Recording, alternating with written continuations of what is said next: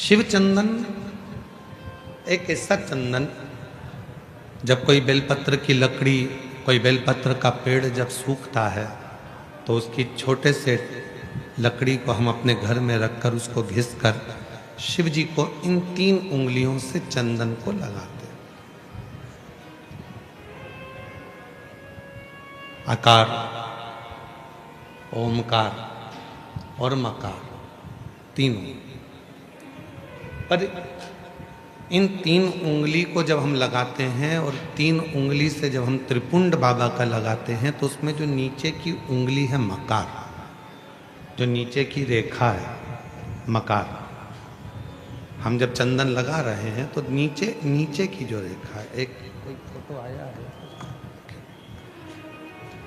जैसे ये 3 उंगली से ये चंदन लगा, आकार, ओमकार और ये मकार।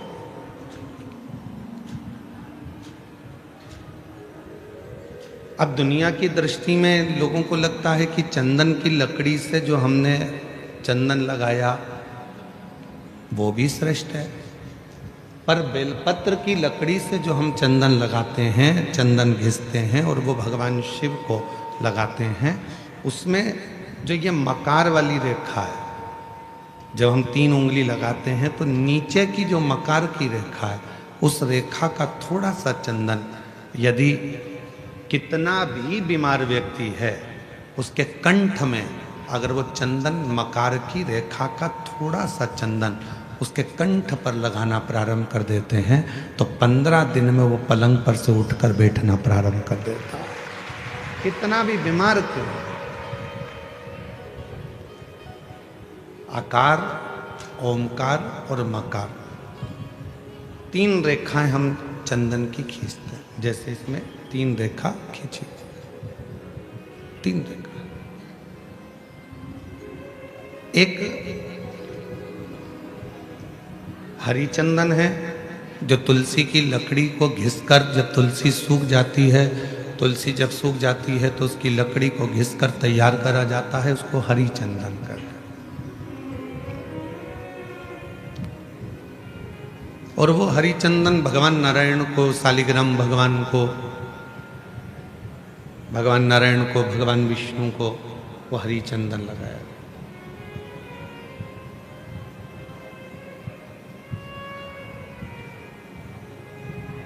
हरि चंदन का लेपन किया जाता है और वो हरि चंदन भी बड़ा काम का है महाराज। जब शालिग्राम भगवान को हरि चंदन लगाते हैं, हरि चंदन का लेपन करते हैं, या एक बिंदी भी हरि चंदन की लगाते हैं, और यदि वो हरि चंदन का एक छोटा सा अंश मात्र भी हम लेकर आए, और जिसको दमे की शिकायत होती है, श्वास की शिकायत होती है, चढ़ने में चलते चलते हाँपड़ी भरा जाती है, हाँप भरा जाती है, डॉक्टर ने कह दिया कि फेफड़े 70%, 60%, 80% खराब हो गए हैं, काम नहीं कर रहे, उस व्यक्ति के हृदय पर, वक्ष स्थल पर यदि वो हरि चंदन का लेपन जो शालिग्राम भगवान पर, भगवान श्री हरि पर, राम जी पर, ठाकुर जी पर, कृष्ण पर, लड्डू गोपाल पर जो आपने किया है, उसको यदि हम लगाना चालू करते हैं तो उसको भी फिर चलने में तकलीफ नहीं आती और फेफड़े उसके काम करना प्रारंभ कर देते हैं। वो हरि चंदन की भी एक प्रथा। तो 2 चंदन, एक हरि चंदन, एक शिव चंदन। जम के बोलेंगे सभी लोग, हरि चंदन काय से बनता है? तुलसी की लकड़ी से। और शिव चंदन काय से बनता है? बेलपत्र जो सूख जाता है, लकड़ी जो सूख जाती है उसके। दोनों कारगर।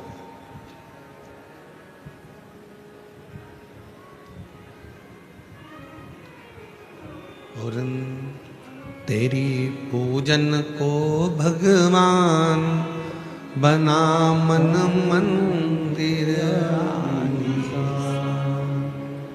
तेरी पूजन को भगवान बना मन मंदिर, घिस घिस चंदन तुझे लगाऊं, नित नित तुझको रोज मनाऊं। घिस घिस चंदन तुझे लगाऊं। हे भगवान नित्य तेरे को मैं मनाऊं। घिस घिस चंदन रोज लगाऊं, नित नित भोला तुझे मनाऊं। घिस घिस चंदन रोज लगाऊं, नित नित भोला तुझे मनाऊं। तेरी पूजन को भगवान बना मन मंदिर आलीसा। तेरी पूजन को भगवान बना मन मंदिर आलीसा। बना मन मंदिर आलीसा। तेरी पूजन को भगवान बना मन मंदिर आलीसा। तेरी पूजन को भगवान। नित्य पूजन का एक फल। आज सनातन धर्म पर लोग उंगलियां उठाते हैं। आज सनातन धर्म पर लोग आक्षेप लगाते हैं कि तुम पत्थर की पूजन करते हो। आज सनातन धर्म पर लोग उंगलियां उठाते हैं कि तुम मंदिर जाते हो, जल चढ़ाते हो, पत्थर पर जल ढोलते हो। एक एक साइंस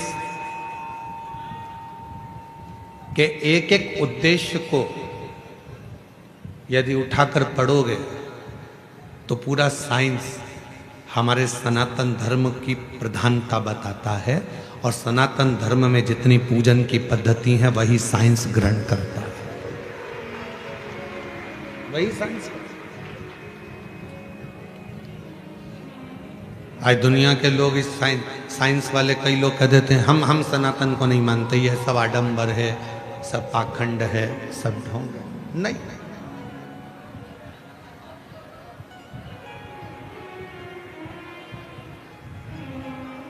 एक समय ऐसा भी आता है डॉक्टर पूरा इलाज करता है, सारी दवाइयां देता है, सब कुछ करता है, और आखिरी में डॉक्टर भी कह देता है कि मैं पूरी कोशिश कर रहा हूं, अब उसके हाथ में।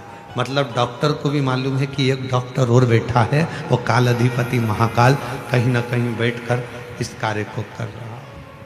एक और बैठा है,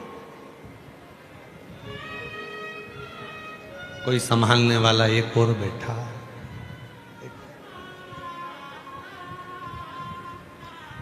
शिव कथा कर रहे हैं। कल कथा में कहा था कि दुनिया में किसी की सामर्थ्यता नहीं है कि कोई तुम्हारा बुरा कर दे। अपना बुरा हम खुद कर रहे हैं, कोई दूसरा बुरा नहीं कर सकता।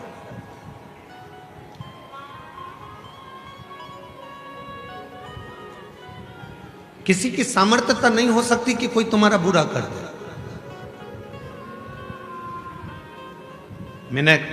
हमने अपनी व्यासपीठ में भी कई बार देखा है, कई माताएं बहुत परेशान हो जाती हैं तो घर में झगड़ा करते करते, जब सास से झगड़ा होता है, ननद से झगड़ा होता है, परिवार में झगड़ा होता है, तो वो झगड़े में कह देती है ऐसी जिंदगी मेरी भगवान ना जाने क्यों पैदा कर दिया, मुझे तो भगवान मार दे तो अच्छा।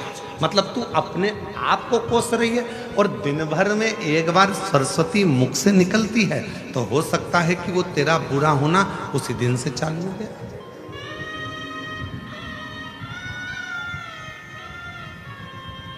कई बार पुरुष, मेरे जीजा हुन भी जब परेशान हो जाते हैं तो कहते हैं भगवान ये शरीर तो भगवान तूने ऐसा दे दिया।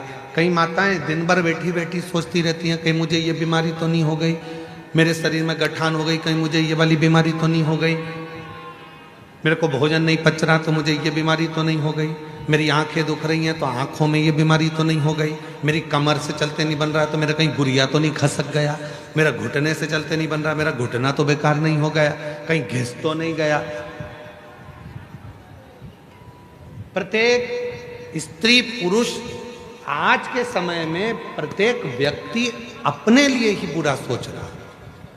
मेरे को ये तो नहीं हो गया, मुझे ऐसा तो नहीं हो गया, मुझे वैसा तो नहीं हो गया। और दिन भर वो जब अपने बारे में गलत गलत गलत गलत सोचता है तो उसको अपने आप शरीर में गलत होना प्रारंभ हो जाता है। और जिसने ये सोच लिया कि मुझे कुछ भी नहीं हुआ, फिर तो परमात्मा ऐसी कृपा करता है कि कुछ हो भी रहा होता है तो परमात्मा उसको अच्छा करता है।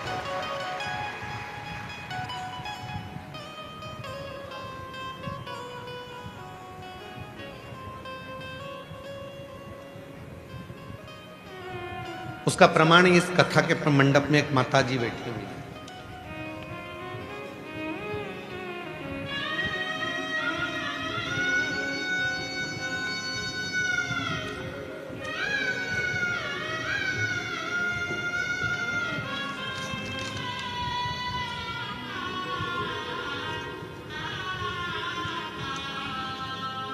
मेरा नाम शीतल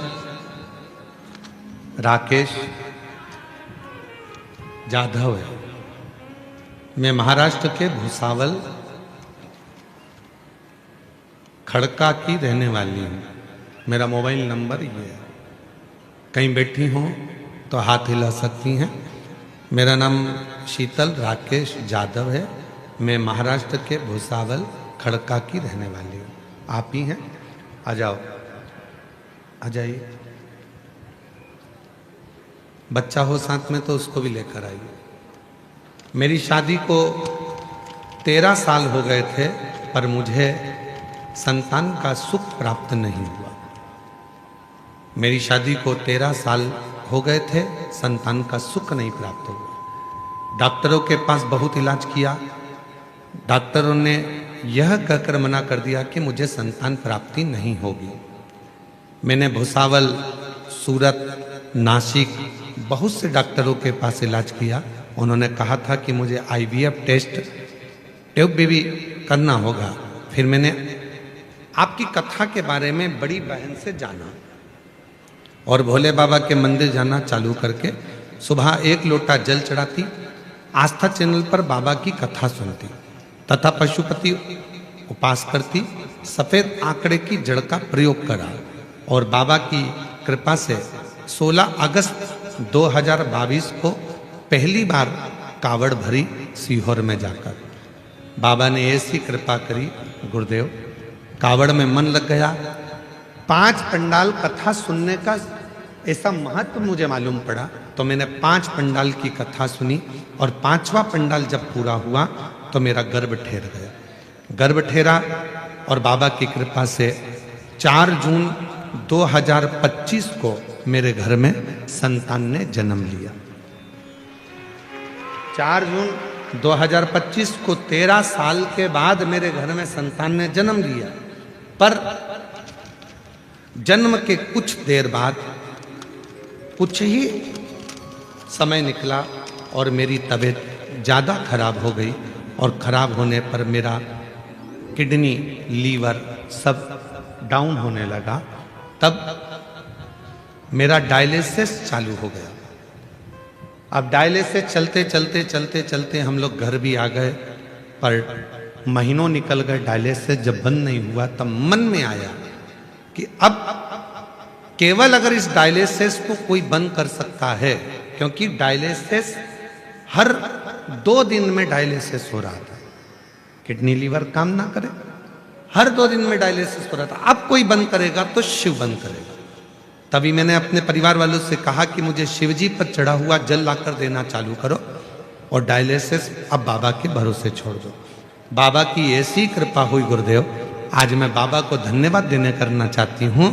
केवल 25 दिन तक लगातार शिवजी पे चढ़ा हुआ जल पीना प्रारंभ करा और बाबा की कृपा से मेरा आखिरी डायलिसिस 15 अगस्त को हुआ। उसके बाद मेरा डायलिसिस पूरा बंद हो गया। अब मैं पूर्ण तरह से स्वस्थ हूँ। अब मैं पूर्ण तरह से स्वस्थ हूँ। ये शिव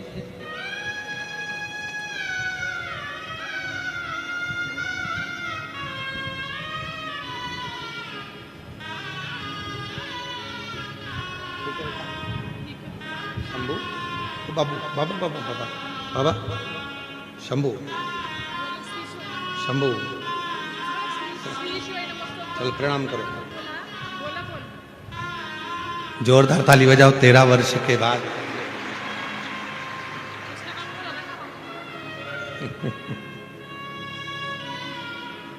बच्चे का नाम भोला रखा है इन्होंने, एक बार जोरदार ताली बजाओ।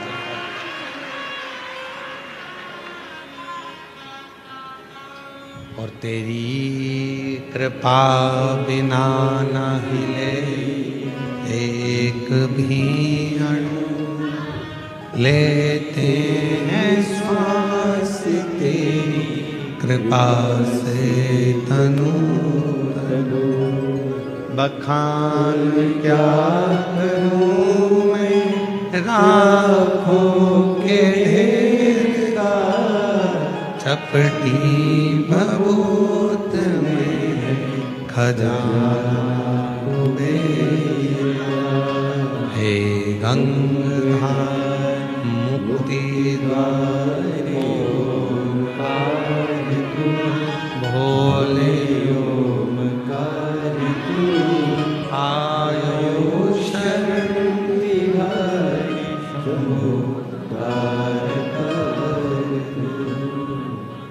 बुरा कौन कर रहा है हमारा? हम खुद।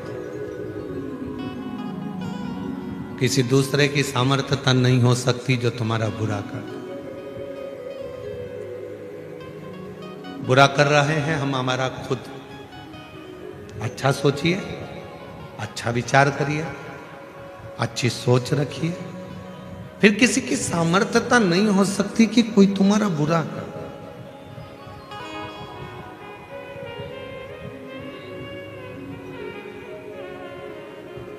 मुझे लग रहा है कि मेरा तबीयत में ऐसा होगा तो वो होगा, और तुमने सोच लिया कि मुझे कुछ नहीं होगा, आग लगे बस्ती में अपन रहो मस्ती में, क्या किसको रोइए चादर तान के सोइए, तो फिर कोई तुम्हारा बुरा नहीं कर सकता, कोई नहीं।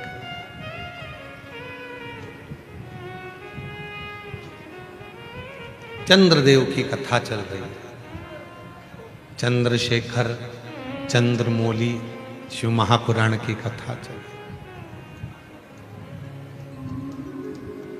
चंद्रदेव का बुरा लोग कर रहे हैं। दक्ष प्रजापति ने चंद्रदेव को श्राप दे दिया।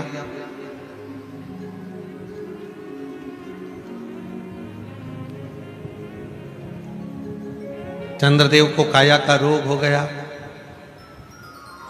चंद्रदेव की काया खराब होने लगी। लोग कर, पर चंद्रमा को यदि दक्ष प्रजापति का श्राप लगा है तो इसमें गलती किसकी है? चंद्रमा की। 27 कन्याओं के साथ में विवाह हुआ है। 27 कन्याओं को एक दृष्टि से देखना चाहिए, एक दृष्टि। पर चंद्रमा केवल एक रोहिणी को सबसे ज्यादा प्यार करते हैं, प्रेम करते हैं, बाकी के 26 पत्नियों पर ध्यान तक नहीं देते। तो गलती खुद की है, श्राप तो लगेगा। कितना सुंदर प्रसंग आता है, इस प्रसंग पर थोड़ा ध्यान दीजिएगा। एक घर के अंदर 4 भाई रह रहे हैं। चारों भाई कमा रहे हैं, व्यापार भी एक ही है, कमा के भी चारों भाई एक ही जगह पर ला रहे हैं। 4 देवरानी जेठानी उस घर के अंदर रहती हैं। थोड़ा ध्यान देना, बहुत सावधानी से इस कथा का स्मरण करिएगा। 4 भाई एक ही परिवार में रह रहे हैं, एक ही जगह पर कमाकर धन ला रहे हैं, एक ही जगह पर 4 देवरानी जेठानी रह रही हैं। चारों जेठानी देवरानी के बच्चे एक ही जगह पर रह रहे हैं। शिव महापुराण की कथा ये तक कहती है कि अपनी दृष्टि को जितनी देवरानी जेठानी घर में रह रही हैं और जितने भाई घर के अंदर रह रहे हैं, यदि सबकी कमाई एक जगह पर आ रही है तो चारों की दृष्टि एक जैसी रहना चाहिए। ये नहीं कि मेरे बेटे को मैं मलाई का दूध दे दूं और दूसरे के बेटे को सादा दूध दे दूं, मेरे बेटे को मैं घी की रोटी दे दूं, दूसरे को सादी रोटी दे दूं, मेरे बेटे को मैं 2 चम्मच घी लगा दूं और दूसरे के बेटे को 1 चम्मच घी लगा दूं। जिसकी दृष्टि में जो अपने बच्चों के प्रति प्रेम कर कर दूसरे के बच्चों के प्रति बैर उत्पन्न करना प्रारंभ कर देता है, उसके घर के बच्चों की जिंदगी अपने आप बर्बाद होना प्रारंभ हो जाती है। कोई उसको दूसरा बर्बाद नहीं करता।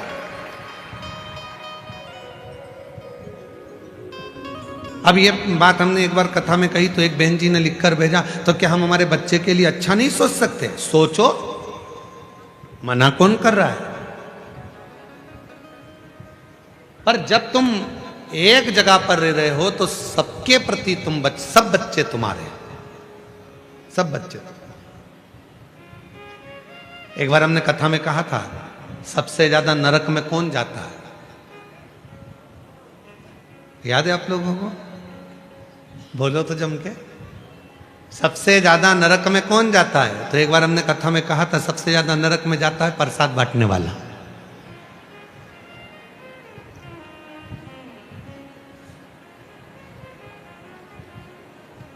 तो खूब इस पे लोगों ने हमको अपशब्द लिखकर भेजा कि बताओ, सीवर वाले महाराज ने कह दिया कि सबसे ज्यादा नरक में कौन जाता है, तो क्या प्रसाद बांटने वाला जाता है। प्रसाद बांटने वाला नरक में क्यों जाता है?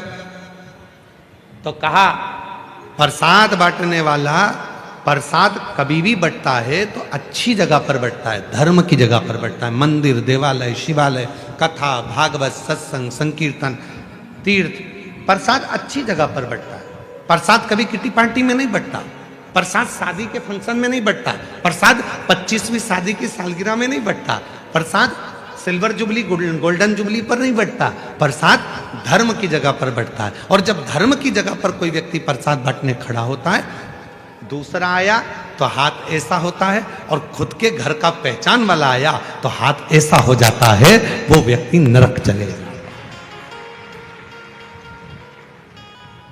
पत्नी आई, हाथ बड़ा, बेटा आया, हाथ बड़ा, कोई दूसरा आया, हाथ छोटा, सबको ऐसे ऐसे ऐसे ऐसे दे रहे। तो जैसी पत्नी आके खड़ी हुई तो मुट्ठा भर के दे दिया, बेटा आया तो मुट्ठा भर कर दे दिया, कोई आया परिचित भाई आया, काका आया, काकी आई, तो उन्होंने पस भर कर दे दिया। पर उसने ये नहीं सोचा कि हम धर्म की जगह पर खड़े होकर प्रसाद में भेदभाव कर रहे हैं। जब हम प्रसाद में भेदभाव कर रहे हैं तो वो परमात्मा की दृष्टि में रहेगा और हमको नरक भोगना पड़ेगा।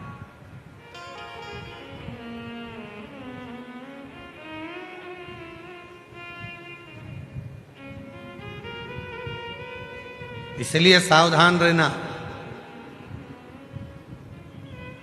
धर्म की जगह पर, सत्कर्म की जगह पर, मंदिर, शिवालय, देवालय, सारी जगह पर एक बराबर, एक जाजम में, एक आनंद के साथ प्रसाद का वितरण होना चाहिए।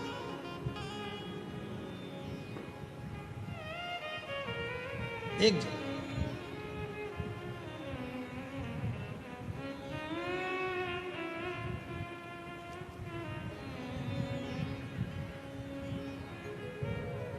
शेगांव के गजानन जी महाराज,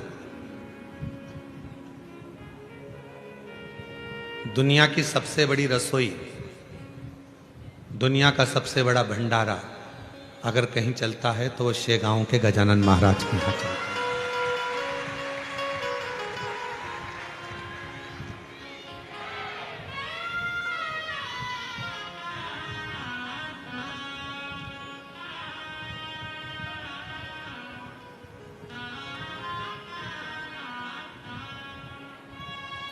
लगभग 28 साल पहले की बात है।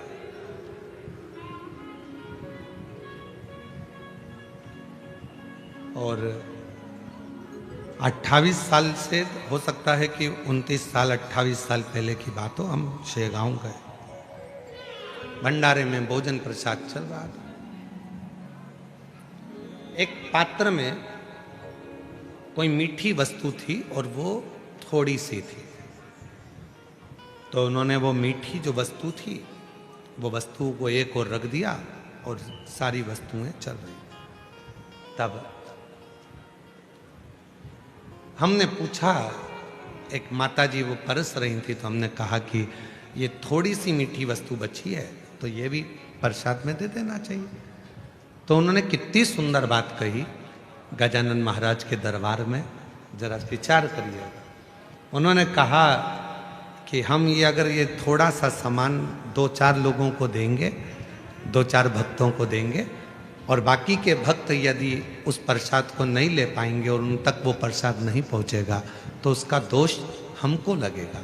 इसलिए जब एक जाजम पर गरीब हो, अमीर हो, पैसे वाला हो, बड़ा हो, छोटा हो, जब एक जाजम पर बैठकर एक साथ भोजन कर रहे हैं तो उनकी भोजन की थाली में भी एक जैसा भोजन जाना चाहिए। वो गजानन महाराज का एक जैसा भोजन, उसमें भेद नहीं होना चाहिए। कहां खड़े हो धर्म की जगह पर, कहां खड़े हो सत्कर्म की जगह पर, और वहां पर भी अगर हम भेद करें तो फिर परमात्मा हमको दंड तो देगा। इसीलिए पहले भी कहा, मत बुरे कर्म कर बंदे वरना पछताएगा, भगवान की आंखों से तू बच नहीं पाएगा, तू बच नहीं पाएगा।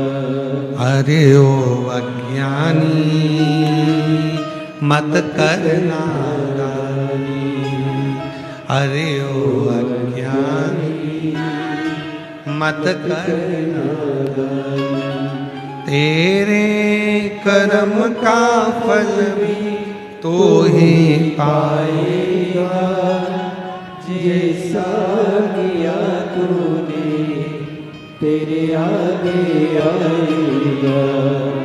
मत बुरे कर्म कर बंदे वरना पछताएगा, भगवान की आंखों से तू बच नहीं पाएगा, तू बच नहीं पाएगा।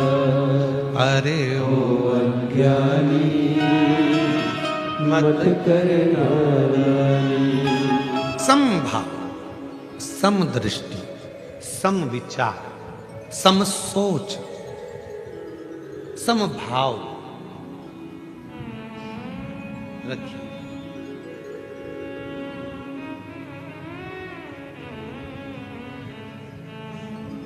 आज के जमाने में लोगों की सोच दो मुखी हो गई, अपने लिए अच्छा सोचना, दूसरे के लिए बुरा सोचना। मेरा बेटा डॉक्टर बने, कलेक्टर बने, इंजीनियर बने, कमिश्नर बने, आईजी बने, डीआईजी बने, दूसरे का बेटा कुछ ना करे, और अगर वो बढ़ भी गया तो मन दुख रहा है कि वो क्यों बढ़ ना।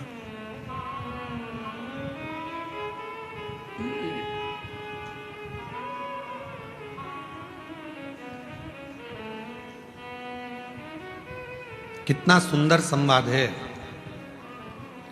शिव महापुराण की कथा में। तुम रुका जी चंचुला देवी से कहते हैं, चंचुला, जिस नारी के मन में किसी भी बच्चों के प्रति यदि बैरभाव उत्पन्न हो जाता है, उस नारी को अपने जीवन में मृत्यु से पहले कष्ट भोगना पड़ता है, बहुत कष्ट।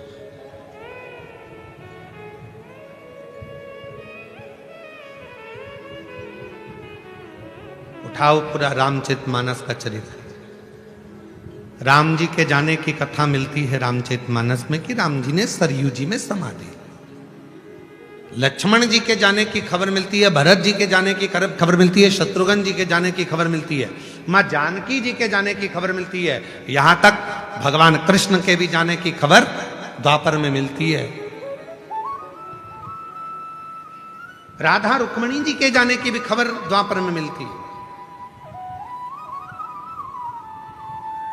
आप सब विद्वान बैठे हो, सब विद्वान हो, ऐसा नहीं कि आप में विद्वत्ता नहीं है, आप में से किसी को मालूम हो कि मंथरा कब गई, कैसे गई, मंथरा के प्राण कैसे छूटे, मंथरा का शरीर कैसा छूटा। अगर आप लोगों को किसी को मालूम हो तो हमको जरूर लिख के भेजना कि मंथरा ऐसे मरी थी। जिस समय पर भरत जी महाराज को मालूम पड़ा कि मंथरा ने भगवान राम जी को वन भेज दिया, क्रोध में आ गए भरत जी महाराज मंथरा के ऊपर, पर मंथरा को कुछ नहीं कहा।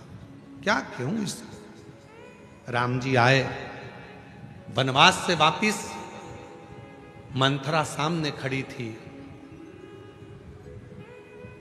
और मंथरा ने हाथ जोड़कर राम जी से कहा था कि मुझे आप मृत्यु दंड दे दो, मैं मर। राम जी ने कहा, मां क्यों ऐसी बात करती हो कि मृत्यु दंड दे दो।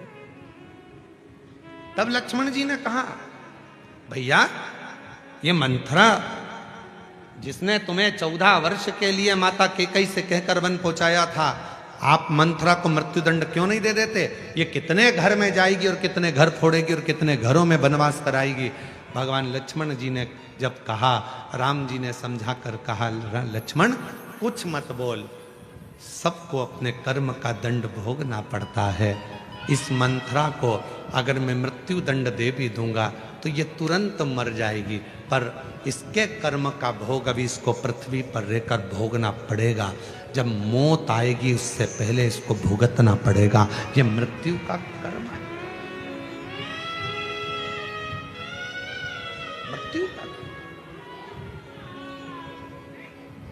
देवरानी का बच्चा आगे बढ़ रहा है, जेठानी को प्रसन्नता होना चाहिए। जेठानी का बच्चा आगे बढ़ रहा है, देवरानी को प्रसन्नता होना चाहिए। कोई अग्रण्य जा रहा है, प्रसन्नता रहो। घर में हाँ, यदि तुम अलग मकान में चले गए, तुम्हारा मकान अलग हो गया, तुम्हारी कमाई अलग हो गई, तुम्हारा घर अलग हो गया, उसके बाद अपने बच्चे के लिए सोचो, मना नहीं। पर जब सामूहिक रूप से रह रहे हो, एक जगह पर रह रहे हो, एक जगह पर खा रहे हो, एक काम चल रहा है, एक व्यापार चल रहा है, एक जगह पर सारा परिवार रह रहा है, तो सबके लिए सोचना है, सबके लिए श्रेष्ठ सोचना, सबके लिए अच्छा विचार करना।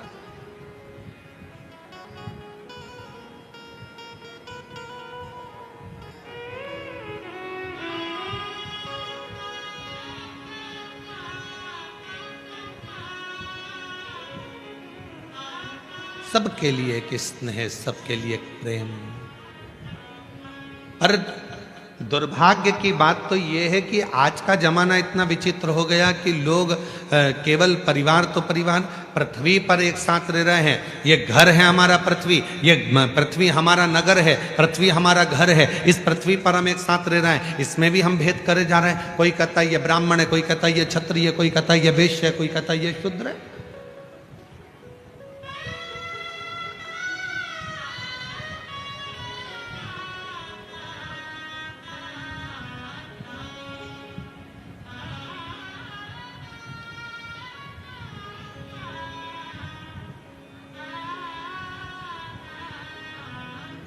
पर ऐसा कौन सा मनुष्य संसार में पैदा नहीं हुआ जिसको भगवान ने ब्राह्मण, क्षत्रिय, वैश्य, शूद्र बनाकर पैदा ही नहीं करा।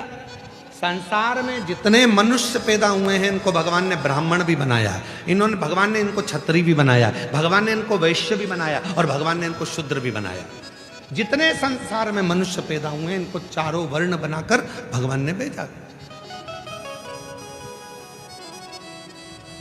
आप हम संसार में जितने भी हैं ये चारों वर्ण के हैं, ब्राह्मण भी, क्षत्रिय भी, वैश्य भी, शूद्र भी। अंदाजा करिए, आप खुद अपने मन में सोचिए, अपने मन में विचार करिए।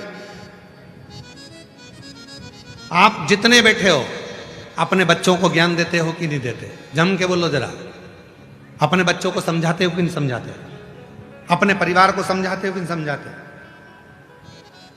जब कोई व्यक्ति परिवार को, कुटुंब को, नातों को, रिश्तों को, अपनों को समझाता है, ज्ञान देता है, तो वो ब्राह्मण की पदवी पर।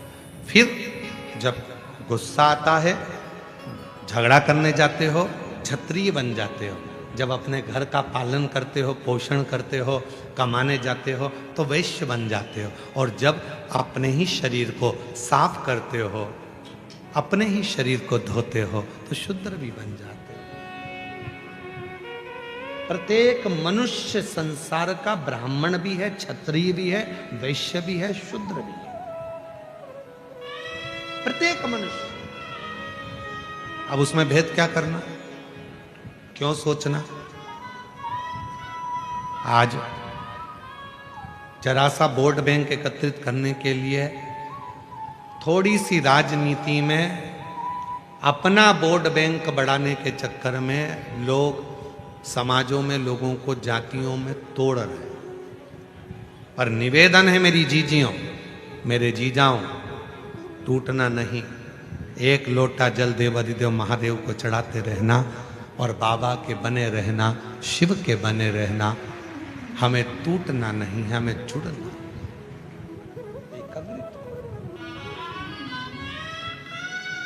कौन पूछा तुमसे?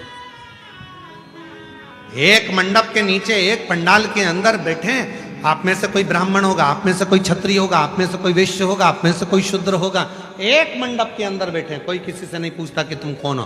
पानी पिलाने वाला नहीं पूछेगा, भोजन कराने वाला नहीं पूछेगा। भोजन के मंडप में जाना और जहां पर ये भुसावल की समिति भोजन करा रही है वहां जाकर आप भोजन करना। कोई नहीं पूछेगा कि आप ब्राह्मण हो, क्षत्रिय हो, वैश्य हो, शूद्र हो। वहां तो ये एक बात पूछेंगे, कथा में आयो, कथा सुनने आए, शिव जी के भक्त हो।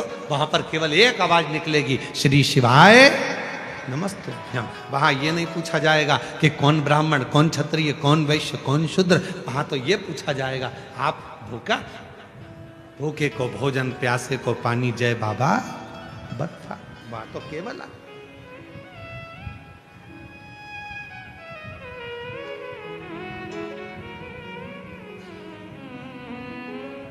बांटा जा रहा है। आज समाजों को तोड़ा जा रहा है, जातियों में विभाजित किया जा रहा है। चंद्रदेव को यदि दुख आया तो वो दुख चंद्रदेव का खुद का है, किसी दूसरे का नहीं, स्वयं का।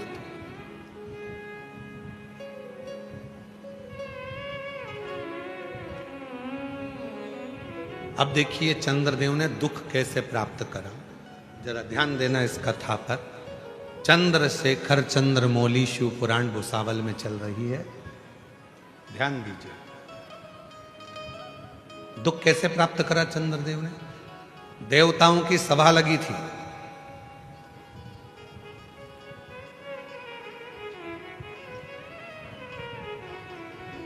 सारे देवता बैठे हुए थे, देवताओं की सभा लगी हुई, सब बैठे। चंद्रदेव का आना हुआ।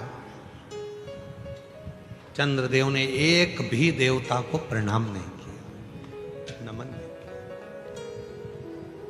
एक भी देवता को चंद्रदेव प्रणाम नहीं करते, नमन नहीं करते।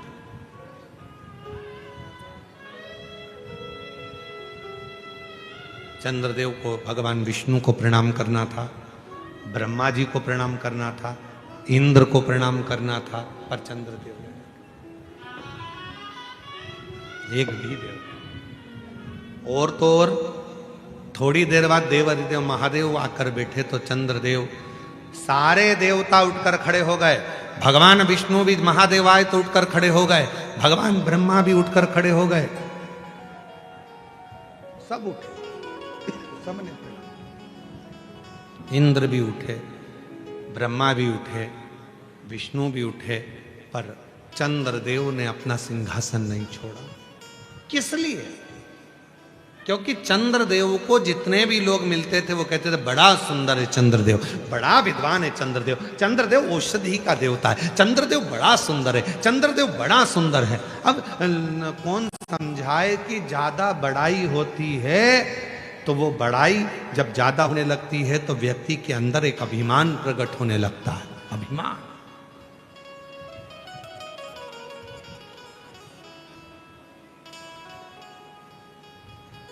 इसीलिए हम आपसे भी कहते हैं पशुपति व्रत करो। 4 बार कर लिए, 3 बार कर लिए, 5 बार कर लिए, 10 बार कर लिए, तो भी किसी से मत कहना कि मैंने इतने व्रत करे। मेरे बराबर कोई नवरात्रे का व्रत नहीं रखता। मैं नवरात्रे में व्रत रखती हूँ, देवी जी का व्रत रखती हूँ, एक लौंग खाकर व्रत रखती हूँ, एक जरा सा पानी पीकर व्रत रखता हूँ, मैं भगवान का व्रत ऐसे करती हूँ, मैं एकादशी का व्रत ऐसे करती हूँ, मैं प्रदोष का व्रत ऐसे करती हूँ, मैं पंडरीनाथ का व्रत ऐसे करती हूँ, मैं पशुपति व्रत ऐसे करती हूँ, मैं 16 सोमवार का व्रत ऐसे करती हूँ, मैंने 5 बार 16 सोमवार करे, मैंने 10 बार ये वाला व्रत करा। कभी मुख से मत कहो, इससे तुम्हारे भीतर अभिमान आएगा। अभिमान आएगा तो मेरा भोलेनाथ तुमसे दूर हो जाएगा, क्योंकि शिव को अभिमान पसंद नहीं है, शंकर को अभिमान प्रिय नहीं।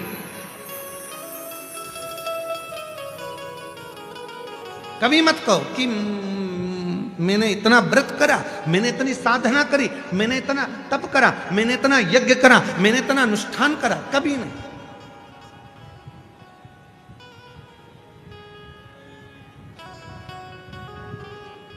यहां पर कई माताएं आती हैं, आकर कहती हैं गुरुजी हमारा ये काम बाबा ने कर दिया। हम कहते हैं बस इतना ही बोलो कि बाबा ने कर दिया। कभी सीवर वाले बाबा का नाम नहीं कि मिश्रा जी आप या प्रदीप जी आप, ना ना ना, प्रभु आपकी कृपा से सब काम हो रहा है, आपकी कृपा से सब काम हो रहा है। करते हो भोले बाबा मेरा नाम हो रहा है, करते हो भोले बाबा मेरा नाम हो रहा है, और भोले आपकी कृपा से सब काम हो रहा है, प्रभु आपकी कृपा से सब काम हो। एक पत्र है, अच्छा पत्र।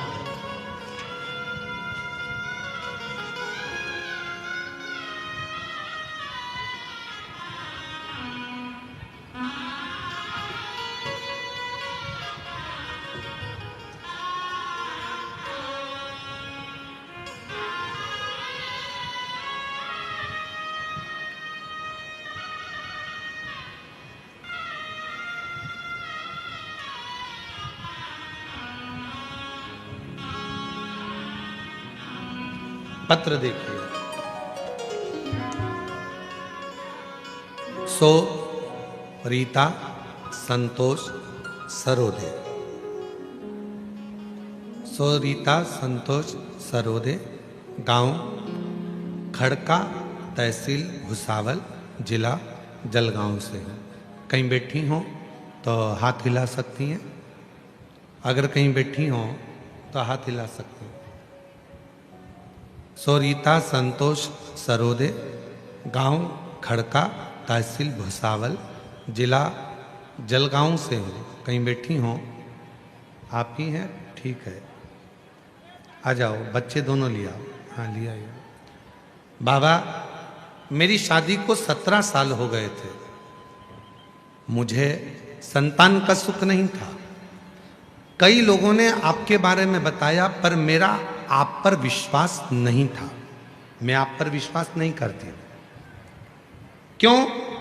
क्योंकि ऐसे ना जाने कितने महाराज आते हैं और कितने महाराज बोलते हैं, कैसे भरोसा करूं? 17 साल मेरे घर के लोग मुझे जहां जहां लेकर गए, मैं सब दूर गई, पर फिर भी मुझे औलाद नहीं हुई। तो अब मेरा विश्वास तो टूट चुका था। मैं आप पर रत्ती भर भरोसा नहीं करती थी, विश्वास नहीं करती। पर एक दिन मेरे पति ने आप पर विश्वास किया और मेरे पति ने कहा कि वो सीहोर वाला बाबा कथा कहता है तो लगता है कि वो कथा नहीं कहता, ऐसा लगता है स्वयं शिव कथा कहते हैं। तू एक बार सीहोर चल मेरे से। और हमारे मामा जी प्रीतमपुर में रहते हैं, तो हम हमारे मामा जी के घर चले गए और मामा मामी जी को लेकर सीहोर पहुंच गए।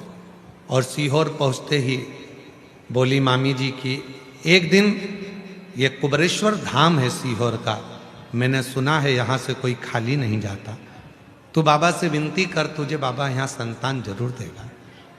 मेरी मामी जी ने कहा यहाँ से एक कंकर पूजन कर कर ले जाया जाता है।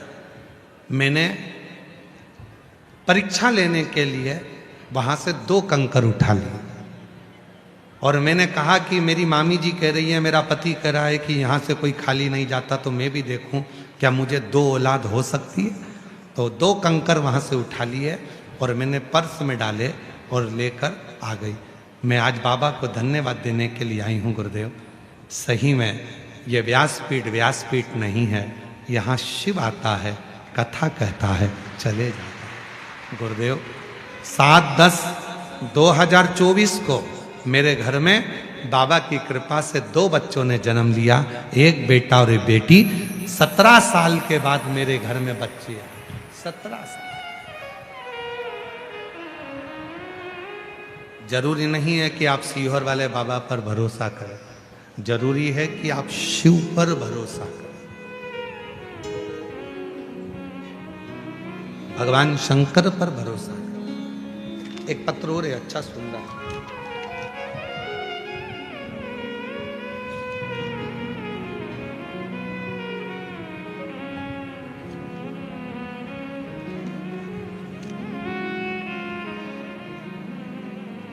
पहले फोटो देखो उस व्यक्ति का जिसको डॉक्टर ने हाथ उठा दिए और जवाब दे दिया कि ये नहीं बचेगा। भोजन कर रहा था घर में बैठकर, रोटी का निवाला मुख में रह गया और चक्कर खाकर नीचे गिर गए और हॉस्पिटल में लेकर गए तो बेल्टी पर पटक दिया। शरीर पूरा बेकार हो गया। डॉक्टर ने जवाब दे दिया ये नहीं रहेगा, थोड़ी सांस चल रही है, तब तक ठीक है, तब तक ठीक है। पत्र देखिए, मेरा नाम सो निर्मला समाधान ठाकुर, रहने वाली भुसावल महाराष्ट्र से हूँ। कहीं बैठी हो? मेरा नाम सो निर्मला समाधान ठाकुर, भुसावल की हैं। कहीं बैठी हो तो हाथ हिला सकती हैं। और अगर पति साथ में आया हो, जिनका फोटो लगाया है, अगर वो साथ में आए हो तो उनको भी ला सकते हैं। हमारे भोले बाबा ने हमारे परिवार पर शंकर की ऐसी कृपा हुई कि सन 2024 में महीना जनवरी में मेरे पति की अचानक ऐसी तबीयत बिगड़ी, वो खाना खाते समय उनका निवाला मुंह में रह गया और वो बेहोश हो गए। मुंबई के नामांकित अस्पताल वालों ने भी उन्हें दाखिला करने से मना कर दिया। जैसे तैसे एक अस्पताल में दाखिल किया। चेकअप के बाद डॉक्टर ने बताया कि पेशेंट के फेफड़े 80% डैमेज हो गए हैं और सारा शरीर, चाहे वो किडनी से जुड़ा हो, लीवर से जुड़ा हो, सब बेकार हो चुका है। शरीर काम नहीं कर रहा है। बाबा सब रोने लगे, आप उपचार करिए।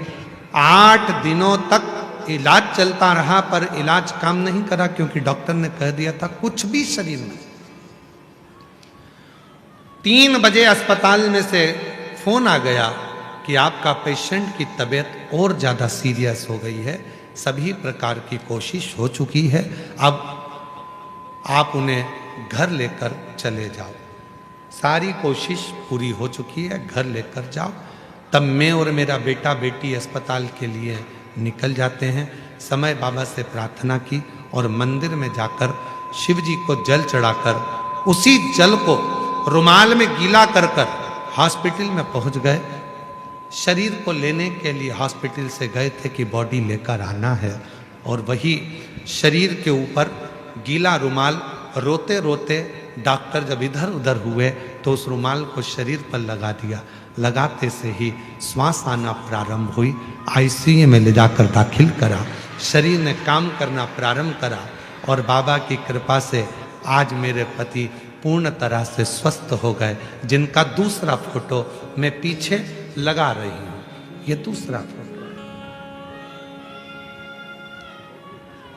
जिनका दूसरा फोटो मैं पीछे लगा रही हूँ, अब पूर्ण तरह से स्वस्थ होकर वापस घर पर आ। दूसरा कहीं बैठे हो तो आ सकते हैं, आ जाओ।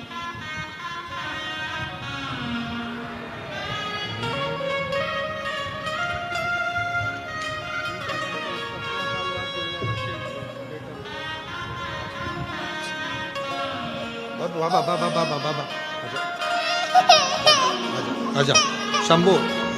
17 साल के बाद में एक बार जोरदार ताली बजाएं। शंभो।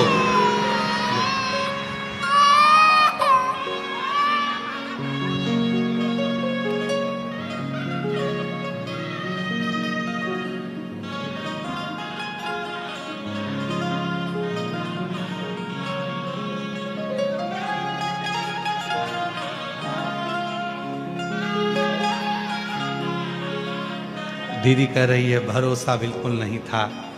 17 साल ऐसा कोई डॉक्टर और ऐसा कोई स्थान नहीं था जहां हम लोग नहीं गए। सब दूर दिखाया पर संतान का सुख न आया। आप पर भी विश्वास नहीं था पर सीहोर का कुबरेश्वर धाम जो भावना लेकर आता है बाबा उसकी मनोकामना पूर्ण जरूर करते हैं। ऐसा कुबेर भंडारी का ऐसा। और आप लोगों को बधाइयां दूं। 2026 का रुद्राक्ष वितरण का कार्य 15 मार्च से प्रारंभ हो रहा है, जो पूरे वर्ष वितरण होगा। बधाई।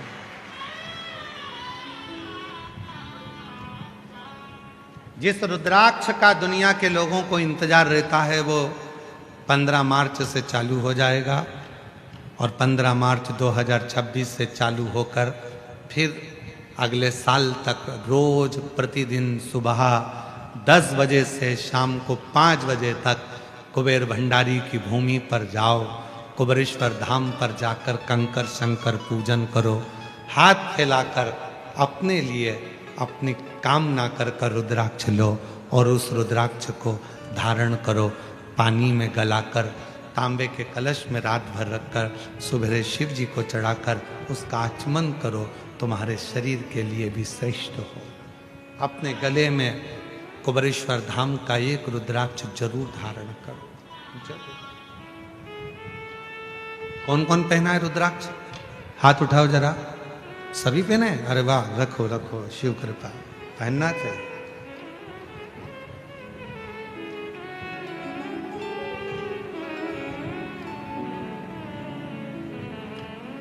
हमने पहले भी कथा में कहा था, अभी पुणे की कथा में कहा था, सुंदर होगे तो आप पर लुच्चे की नजर होगी, गले में सोने की चेन होगी तो चोर की नजर होगी, और गले में रुद्राक्ष होगा तो शिव की नजर होगी।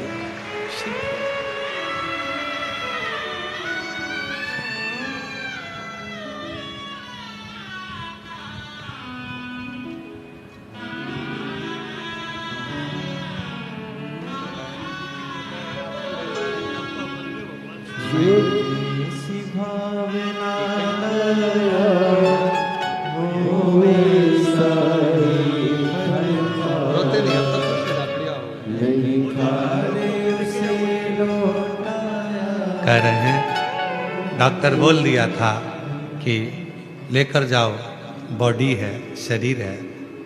हिम्मत नहीं हारी इस बहन ने, गई है मंदिर में, रुमाल को गीला कर लिया शिव जी के जल में। शरीर ही तो लाना था, बॉडी ही तो लाना थी। एक बार उस पानी को शरीर पे देखे तो देखो। शिव का चढ़ा जल भाई के शरीर पर लगाया और शरीर में हाफड़ी आना प्रारंभ हुई और आज आपके बीच में खड़ा। रोते नहीं, खुश हो। अब तो आ गए बाबा की कृपा। इसी को कहते हैं मौत के मुंह से भी अगर ला सकती है तो वो सावित्री ला सकती है। शिव है बाबा, बाबा की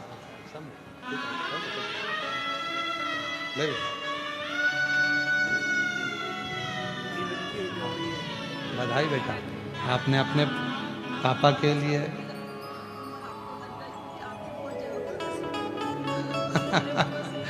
दीदी कह रही हैं हमारी पूरी उम्र आपको लग जाए क्योंकि आपकी जरूरत सबको है।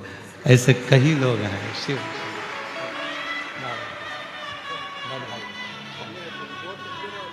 आपने लिया।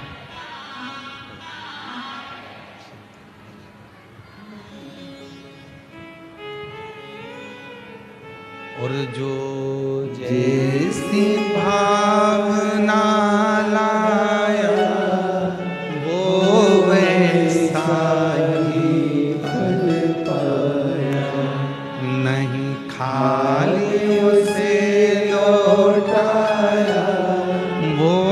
मन ही मन हर्षाया और कर दिया माला माल काशी वाले ने लुटा दिया भंडार काशी वाले।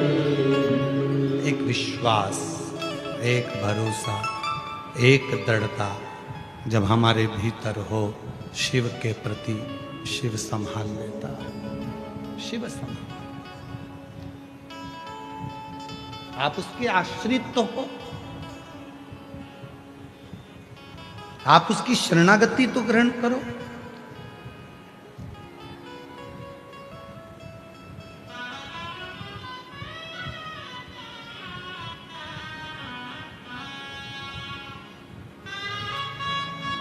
और जिस दिन मेरे भोले बाबा की शरणागति आप ग्रहण करते हैं, जिस दिन मेरे शंकर को आप अपना पिता मानने लगते हैं, तो वो कार्य पूर्ण करता है। कार्य क्यों आए हो? इतनी चिलचिलाती हुई धूप है, गर्मी है, बहुत तेज गर्मी पड़ रही है, बहुत बहुत धूप है, बहुत गर्मी। और पंडालों में जगह नहीं है, सारे पंडाल फुल पड़े हुए हैं। इतनी गर्मी आप सह रहे हो, इतनी गर्मी में बैठकर आप कथा सुन रहे हो, इतनी गर्मी में पैदल चलकर यहाँ तक पहुँचे हो। सीहोर वाले महाराज के लिए नहीं आए, आप उस देव अधिदेव महादेव के लिए आए हो, शिव के लिए। और जब आप उस महादेव के लिए यहाँ तक पहुँचे हो, तो एक दिन आपका दुख दूर करने के लिए वो महादेव भी आपके दरवाजे तक जरूर पहुंचे। और जब आपके भीतर समर्पण का भाव हो, तो शिव क्यों ना स्वीकार, शिव क्यों ना स्वीकार।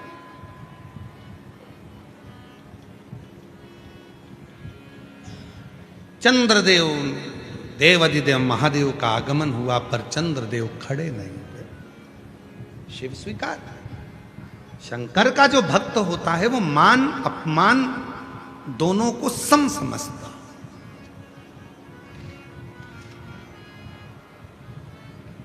शिव का अगर सच्चा भक्त है तो वो मान और अपमान दोनों को समझेगा, दोनों को समझेगा। कई कई माताएं कहती हैं, हमारे रिश्तेदार क्या गए थे, उन्होंने हमारा आदर नहीं करा, सम्मान नहीं करा। नहीं करा, नहीं करा। तुम शंकर जी की भक्त होना, शिव जी को एक लोटा जल चढ़ाती होना, तो क्या सोचना शंकर भगवान का इतना अपमान हुआ तो शिव जी ने क्या स्वीकारा। मान अपमान दोनों सम लेकर चलता है, वही जिंदगी में बहुत आगे बढ़ता है। वही भगवान शंकर को देवों के भी देव महादेव कहते हैं, सारे देवताओं को देवता कहते हैं, पर भगवान शंकर को देव अधिदेव महादेव कहते हैं। महादेव उसी तरह जैसे श्रीमद् भागवत,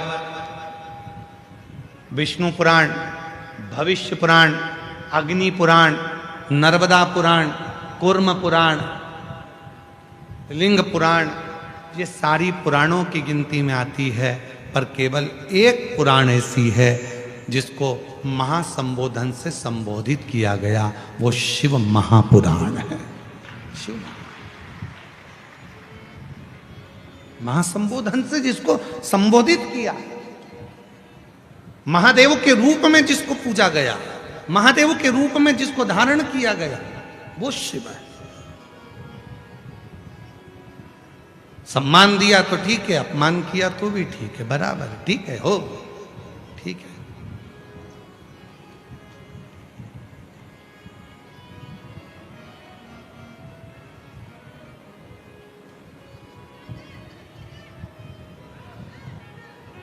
वो हमारे दीनानाथ जी एक वो लाइन गुनगुनाते हैं ना,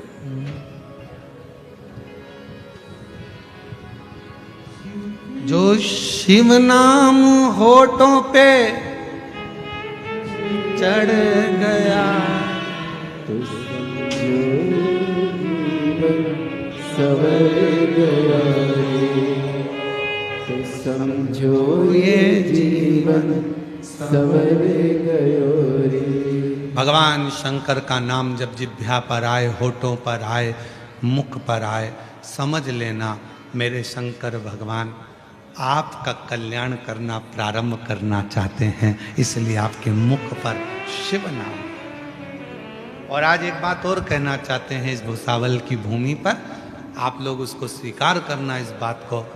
जितने आस्था चैनल पर कथा सुन रहे हैं, जितने फेसबुक यूट्यूब पर कथा सुन रहे हैं, जितने भुसावल की पवित्र धरा पर कथा सुन रहे हैं, माँ ताप्ती के तट पर बैठकर जो ये पवित्र शिव महापुराण की कथा को श्रवण कर रहे हैं, अपने भीतर उतार कर रखना, तुम्हारी कोई सहेली, तुम्हारी कोई बहन, तुम्हारा कोई रिश्तेदार, तुम्हारे कोई अपने जब तुम्हें शंकर जी के मंदिर में जाने की प्रेरणा दें और तुमसे कहें कि शंकर के मंदिर में जाकर एक लोटा जल चढ़ाया करो, तुम्हारा कोई रिश्तेदार, तुम्हारा कोई दोस्त, तुम्हारी कोई सहेली जब तुम्हें शंकर के मंदिर तक ले जाए, शिव के मंदिर भेजना प्रारंभ कर दे, तो समझ लेना वो दोस्त नहीं, स्वयं शिव आया है, वो रिश्तेदार नहीं, स्वयं शंकर आया है। और वो तुम्हारा हाथ पकड़कर तुम्हारे दुख को समाप्त करना चाहता है, इसलिए तुम्हें शिव तक लेकर जा रहा है, शंकर तक।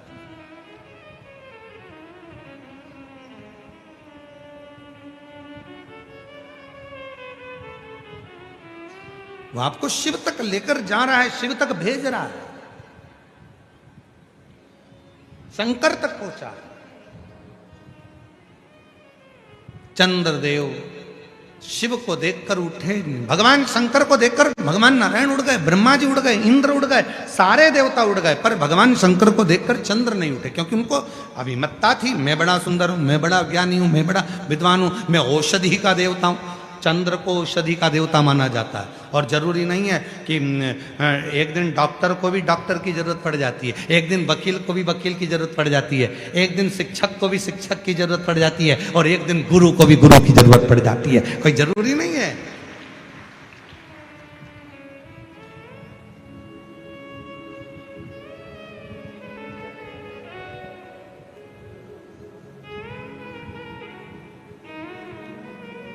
चंद्रदेव औषधि के देवता हैं, और जब बीमार पड़े, दक्ष प्रजापति ने श्राप दिया, पूरा शरीर गलने लगा, तो उनकी औषधि काम क्यों नहीं हुई? फिर क्यों शंकर जी के पास गए? कभी कभी डॉक्टर को भी डॉक्टर के पास जाना पड़ता है, कोई जरूरी नहीं कि हमारे को ही सब आता है तो नहीं ना। अपने अंदर ये अभिमान भी मत लाओ कि मेरे को ही सब आता है, ना ना ना, सबको आता है, इसलिए आप सब विद्वान हैं। संसार में कोई ऐसा नहीं है कि जो विद्वान नहीं, सब विद्वान। तुम्हारी धर्म पत्नी को सब्जी अच्छी बनाना आती है तो तुम्हारी मम्मी को दाल अच्छी बनाना आती है। तुम्हारी सास अगर मक्का की रोटी, ज्वार की रोटी अच्छी बना लेती है तो तुम्हारी मम्मी भी कोई ना कोई रोटी अच्छी बना लेती है। सबको कुछ ना कुछ भगवान ने हुनर देकर पैदा करा है, ऐसा कोई नहीं है जिसको हुनर देकर पैदा नहीं करा। आप अपने आप में ये ना सोचेंगे मुझे सब कुछ आता है, ना ना ना, सब कुछ ना, ये तो उसकी कृपा है।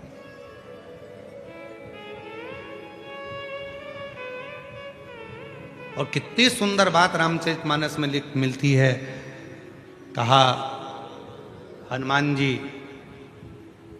तुम्हारे पास में वो बल है कि पूरी सेना को तुम समुद्र के उस पार ले जा सकते हो, पूरी सेना।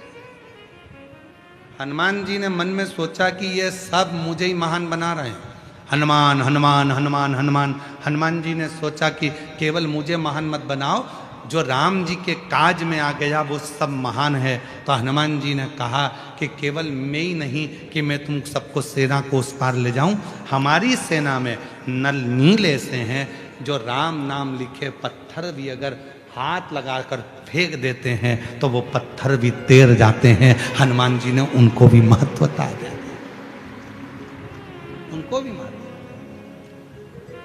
और कितने विद्वान थे हनुमान जी महाराज, जरा विचार करिएगा।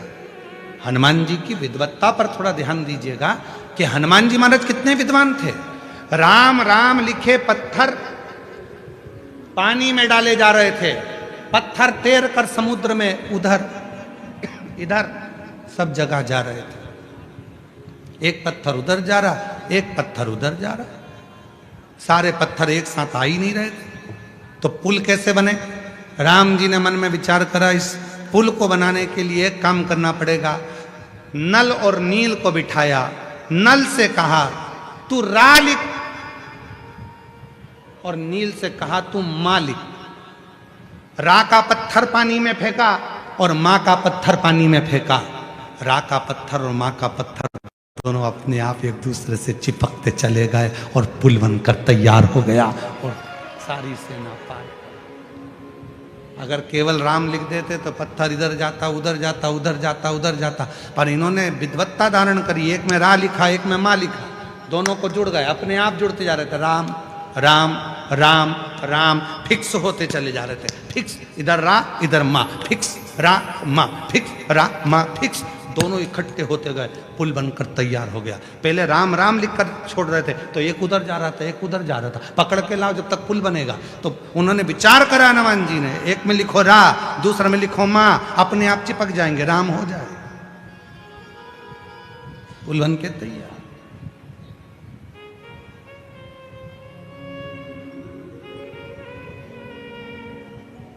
तो ये ना चंद्रदेव के भीतर होता है, कभी कभी ऐसा मन में भाव आ जाता है कि मैं ही श्रेष्ठ हूं। ना ना, भगवान देवाधिदेव महादेव से प्रार्थना करें, विनय करें, निवेदन करें, बाबा को अपने मन का भाव कहें, दिल से बाबा को प्रार्थना करें। जहाँ जगह मिले वहाँ बैठकर शिव जी को अपने मन का भाव कहिए, प्रार्थना करिए, विनय करिए, निवेदन करिए, विनती करिए। ये कथा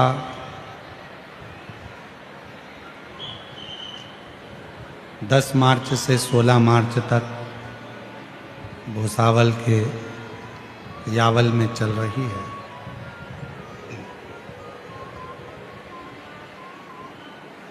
दो बजे से 5 बजे तक माँ ताप्ती के तट पर भुसावल की पवित्र भूमि पर 16 मार्च तक ये कथा चलेगी। फिर 20 मार्च से 26 मार्च तक जयपुर में, जयपुर राजस्थान में शिव महापुराण की कथा रहेगी। फिर 30 मार्च से 5 अप्रैल तक आरणी यवतमाल महाराष्ट्र में शिव महापुराण की कथा रहेगी। फिर 8 अप्रैल से 14 अप्रैल तक भीलवाड़ा राजस्थान में शिव महापुराण की कथा रहेगी। फिर 17 अप्रैल से 23 अप्रैल तक दिल्ली में शिव महापुराण की कथा रहेगी। ऐसे कथाओं का क्रम रहेगा। बाबा से अपने मन का भाव कहिए, प्रार्थना करिए, निवेदन करिए, विनय करिए, विनती करिए।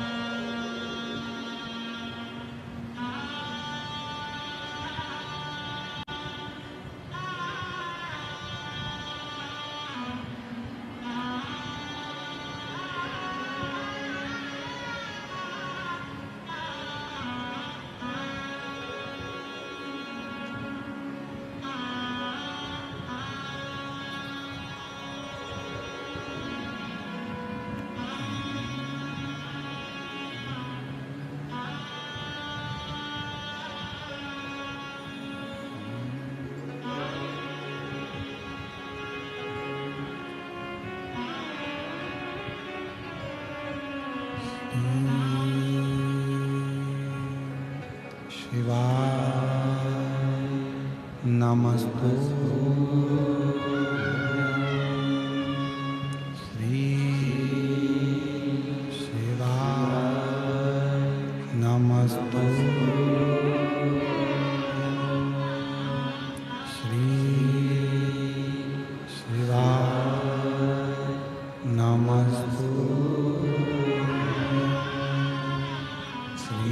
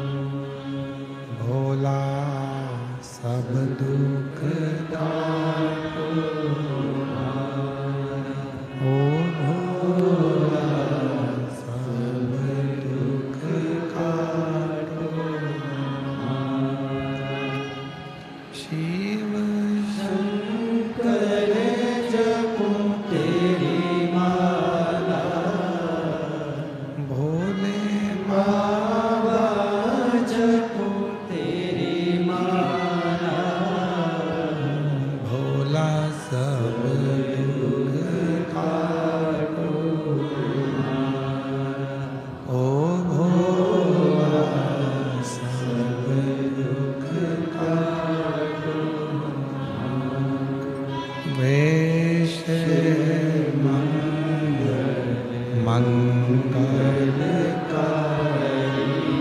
वेश मंगलकारी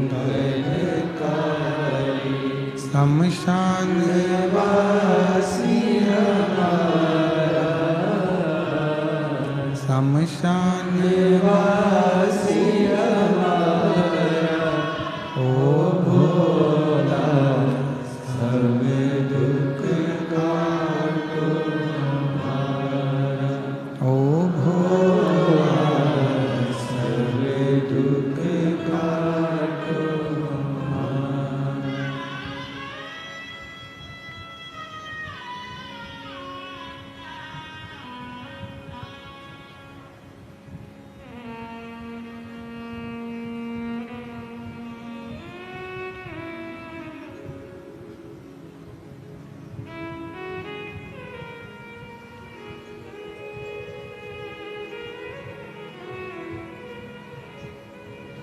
बाबा देवादिदेव महादेव भगवान शिव ओगरदानी त्रिकालदर्शी कैलाशी विनाशी भगवान शंकर की पवित्र कथा वर्णन कर रही है। शिव तत्व कह रहा है। भगवान शंकर की पवित्र कथा कह रही है। हमारे बीच में भोपाल से महामंडलेश्वर स्वामी जी पधारे हैं। मैं उनको आमंत्रित करूं व्यासपीठ पर पधारें। एक बार जोरदार ताली बजाकर उनका स्वागत वंदन अभिनंदन। बड़े सरल रसिक शिव भक्त भगवान देवादिदेव महादेव के परम उपासक हैं। शिव भक्ति भगवान शंकर की विरल भक्ति भगवान देवादिदेव महादेव का स्मरण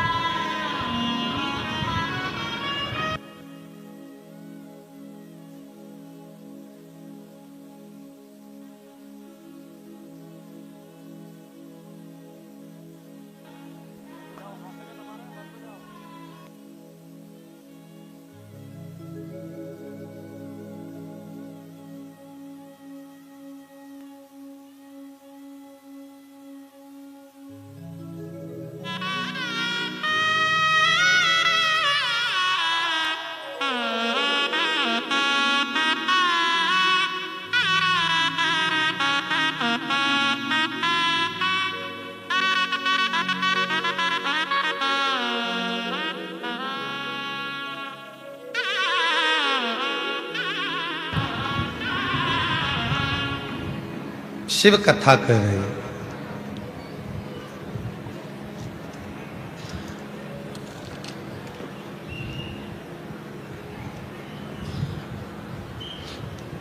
हमारे बीच में महामंडलेश्वर परम पूज्य अनिलानंद जी महाराज भोपाल अध्यक्ष संत महोदय, महामंडलेश्वर परम पूज्य पवनदास जी महाराज खंडेरावाड़ी भोजपुर से यहाँ पधारे हैं। एक बार जोरदार ताली बजाकर तीनों के लिए साधु का। शिव कथा कर रही है, भगवान शंकर का पवित्र चरित्र का। शिव महापुराण की कथा वर्णन कर रहे हैं।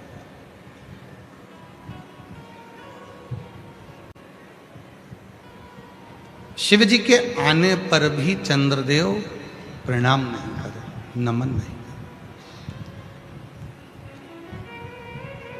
शिव जी को उसका कोई दिक्कत नहीं है।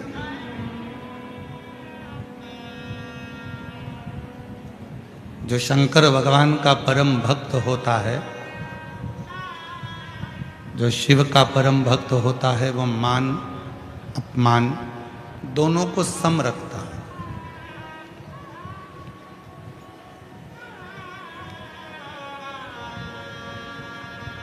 उसके अंदर भेद नहीं होता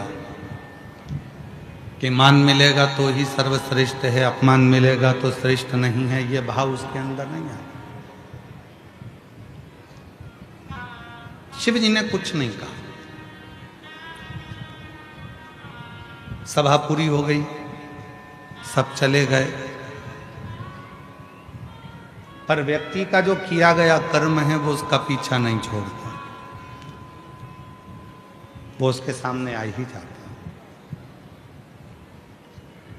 फिर निवेदन करें कि मत बुरे कर्म कर बंदे वरना पछताएगा, भगवान की आंखों से तो बच नहीं पाएगा, तो बच नहीं पाएगा।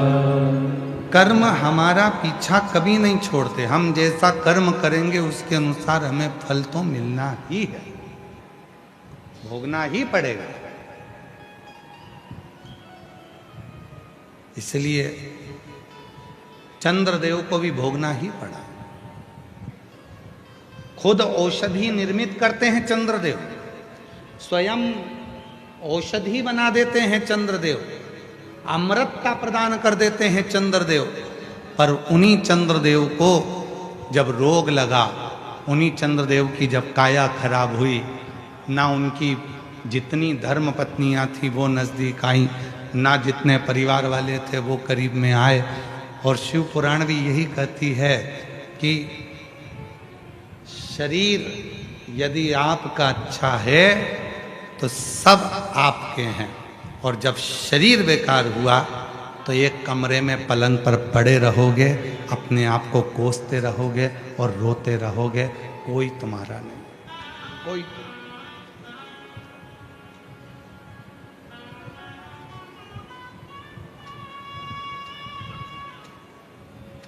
हरिद्वार कौन कौन गया है? हाथ उठाओ जरा, सब उठाओ हाथ जो हरिद्वार गए, हम भी गए, ठीक है।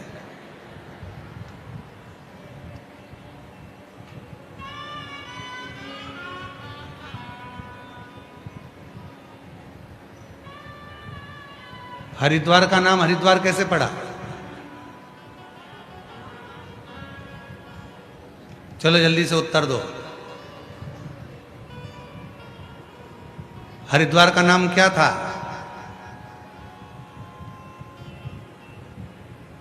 सप्तपुरियों में एक पुरी थी मायापुरी, वो हरिद्वार था। फिर हरिद्वार कैसे पड़ गया? शिव जी के एक भक्त के कारणवश उसका नाम मायापुरी से हरिद्वार हो गया, और वो थे अवंतिकापुरी उज्जैनी में रहने वाले राजा भर्तरी, गुरु गोरखनाथ जी के शिष्य।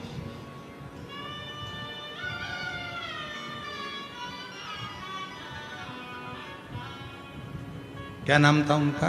राजा भर्तरी।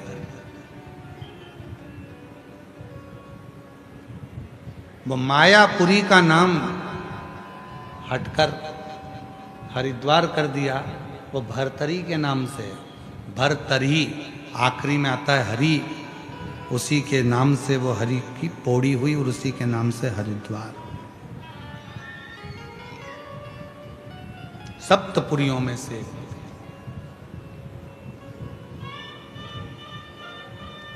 अब कभी विचार करा आपने कि जो राजा था, इतनी बड़ी प्रजा उसके साथ में थी, इतना बड़ा नगर उसके साथ में था, और वो एक संत बन गया, साधु बन गया, तपस्वी बन गया, कैसे?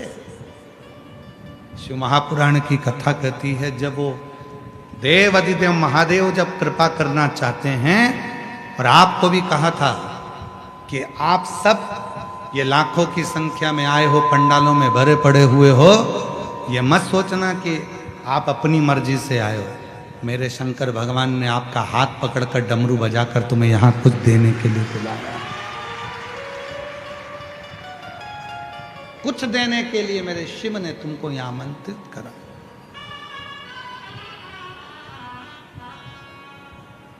जब वो कृपा करता है तो कुछ ना कुछ ऐसी करुणा कर देता है जिससे आप उससे जुड़ जाएं। गुरु गोरखनाथ जी आए राजा भर्तरी के वहां। राजा भर्तरी ने उनकी धर्मपत्नी पिंगला ने खूब सेवा की, खूब। पिंगला भी बड़ी सुंदर थी, राजा भर्तरी की धर्मपत्नी अति सुंदर, और राजा भर्तरी भी सेवा वाला था और पिंगला भी सेवा वाली थी। एक दिन गुरु गोरखनाथ जी ने विचार करा कि ये राजा है तो बड़ा अच्छा, शिव जी का बड़ा साधक भी है, महाकाल की पूजन भी करता है, शंकर जी की सेवा भी करता है, शिव जी पे एक लोटा जल भी चढ़ाता है, शंकर का अनुमोदन भी करता है, हर हर महादेव भी करता है, शिव की साधना भी करता है, कावड़ भी भरता है, शंकर की उपासना भी करता है। पर ये राजा राज्य के लायक नहीं, ये राजा तो स्वयं शिव के लायक है, भगवान शंकर की शरणागति के लायक।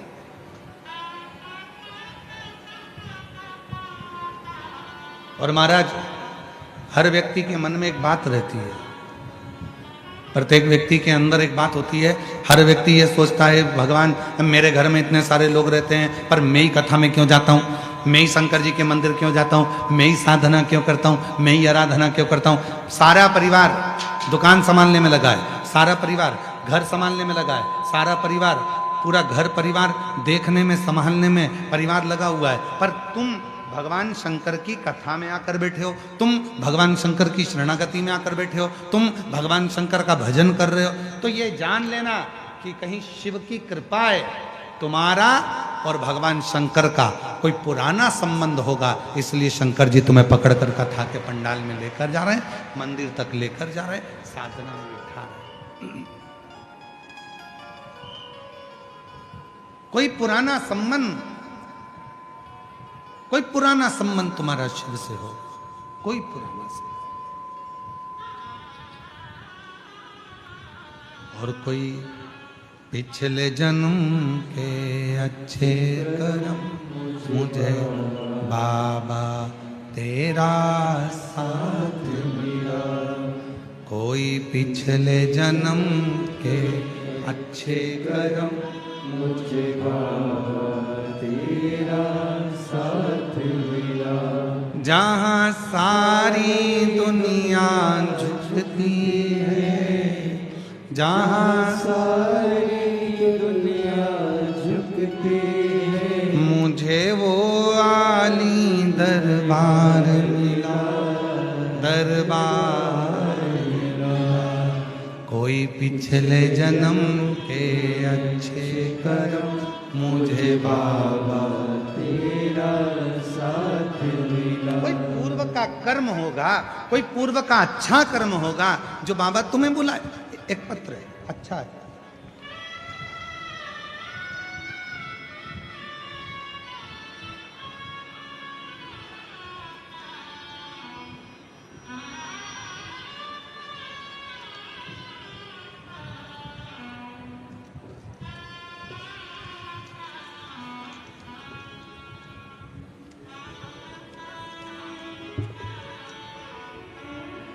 सो प्रतिभा गजानन देशमुख,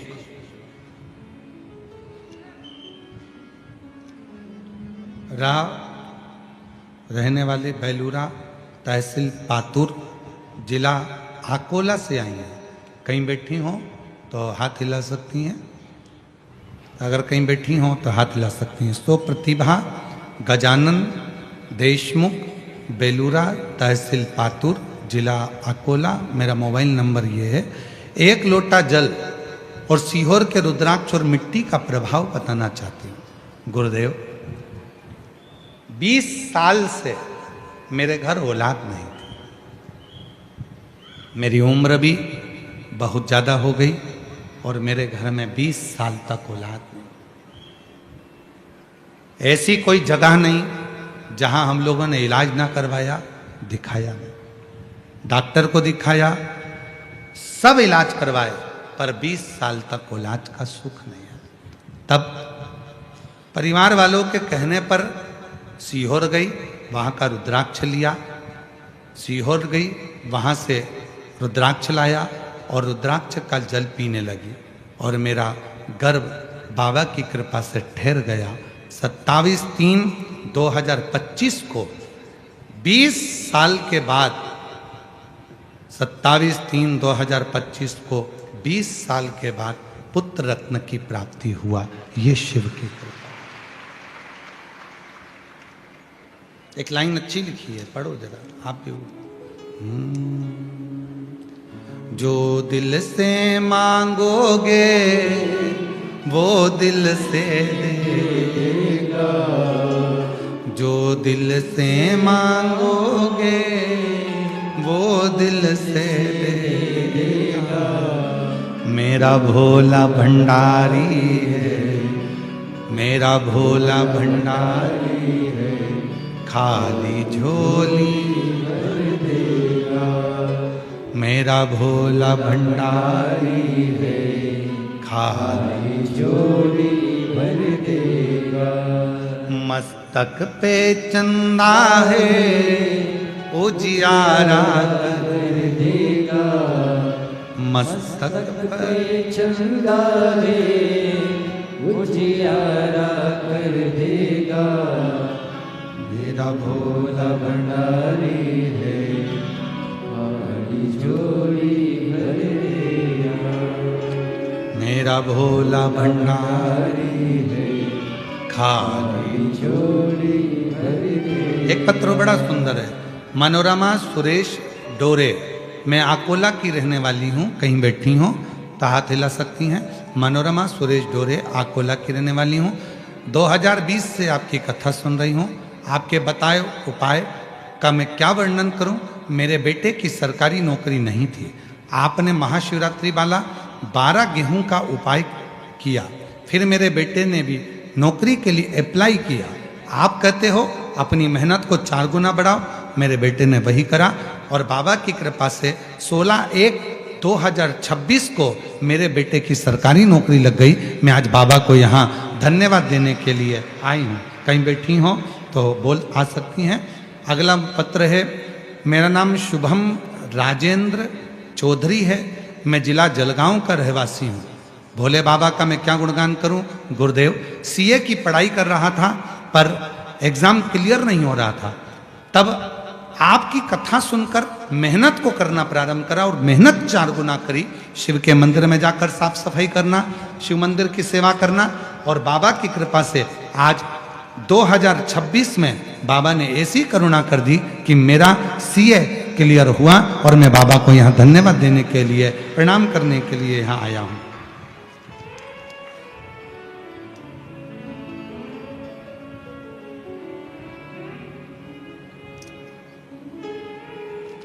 शिव की उदारता, भगवान शंकर की शरणागति, शिव की शरणागति, शिव की उदारता जीवन को सुख प्रदान करती है। जिसको शंकर जी को बुलाना होता है, बाबा देवाधिदेव महादेव उसको बुला लेते हैं, शिव उसको बुलाते हैं। राजा भर्तरी का चरित्र कर रहा है। शिव जी ने गुरु गोरखनाथ जी को भेज दिया। गुरु गोरखनाथ जी पहुंचे, राजा भर्तरी को देखा, पति उसकी पत्नी को देखा, पिंगला को, बड़ी सेवा कर रही थी, बड़ी सेवा कर रही। राजा भर्तरी भी बड़ी सेवा कर रहा था, प्रसन्न हो गए।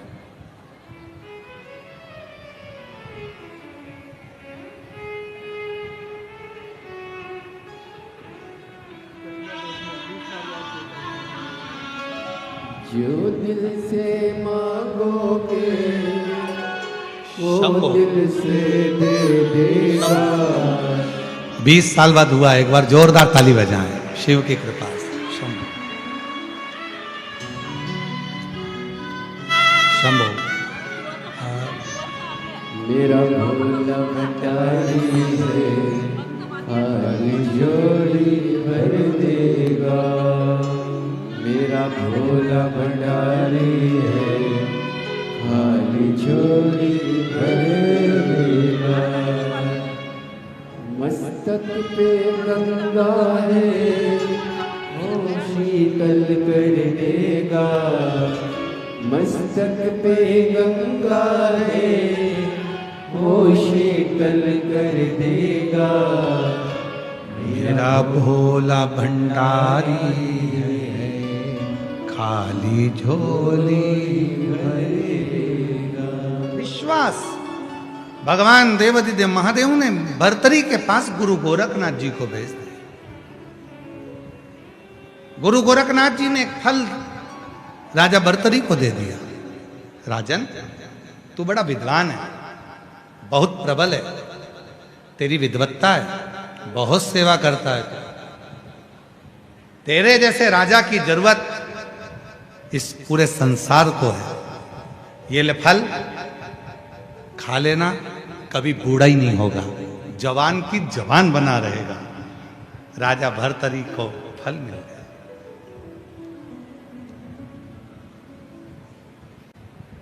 राजा भर्तरी को फल मिला। राजा भर्तरी फल लेकर गए। विचार करा कि मैं तो जवान हो जाऊंगा, पर मेरी पत्नी बड़ी सुंदर है, पिंगला, इससे मैं बहुत प्रेम करता हूं, इतना प्यार करता हूं कि इसके बिना एक मिनट नहीं रह सकता। तो मैं फल खाऊं और जवान हो जाऊं और मेरी पत्नी बूढ़ी हो जाए। एक काम करता हूं कि ये फल मैं अपनी धर्म पत्नी पिंगला को दे देता हूं, वो जवान रहेगी, बूढ़ी नहीं होगी, तो मुझे भी अच्छा लगेगा। और फल लिया, उस फल को पिंगला को दे दिया। और फल पिंगला के पास में आया।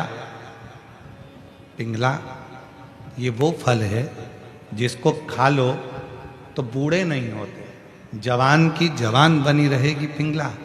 पिंगला ने फल लिया और विचार करा कि मैं जवान हो जाऊं और मैं जिससे प्यार करती हूं वो बूढ़ा हो जाए। पिंगला प्रेम करती थी राजा के दरवाजे के एक द्वारपाल से।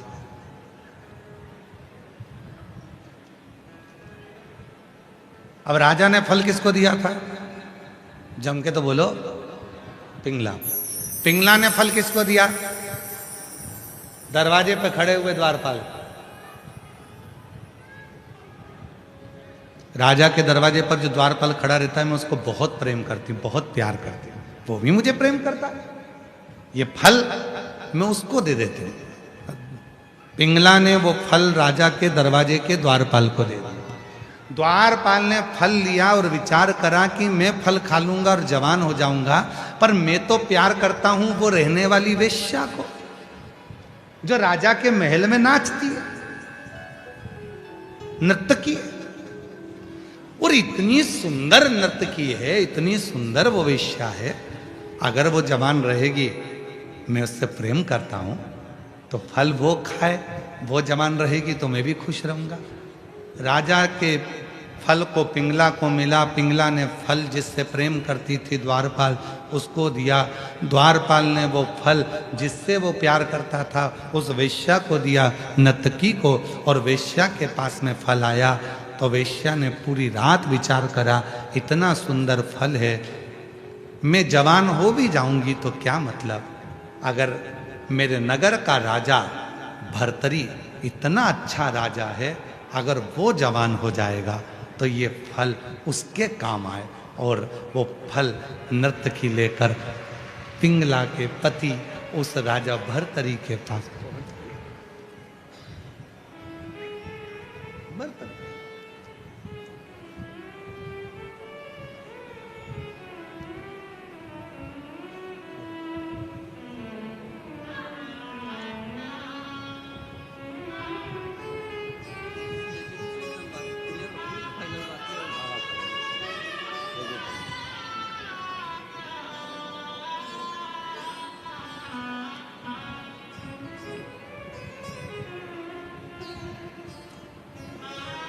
राजा ने फल किसको दिया था? जम के बोलो, जरा आवाज आना चाहिए। पिंगला को। पिंगला ने फल किसको दिया? दरवाजे के द्वारपाल को, क्योंकि वो उसको प्रेम करती। द्वारपाल किसको प्रेम करता था? नर्तकी वेश्या को। फल किसको गया? नर्तकी वेश्या के। नर्तकी वेश्या ने वो फल लिया और विचार करा कि मैं जवान हो भी जाऊंगी तो क्या फायदा, राज्य का राजा यदि अच्छा होगा, जवान होगा, तरुण होगा, तो राज्य भी अच्छा चलाएगा। फल लेकर वेश्या उस राजा के पास पहुंच गई। फल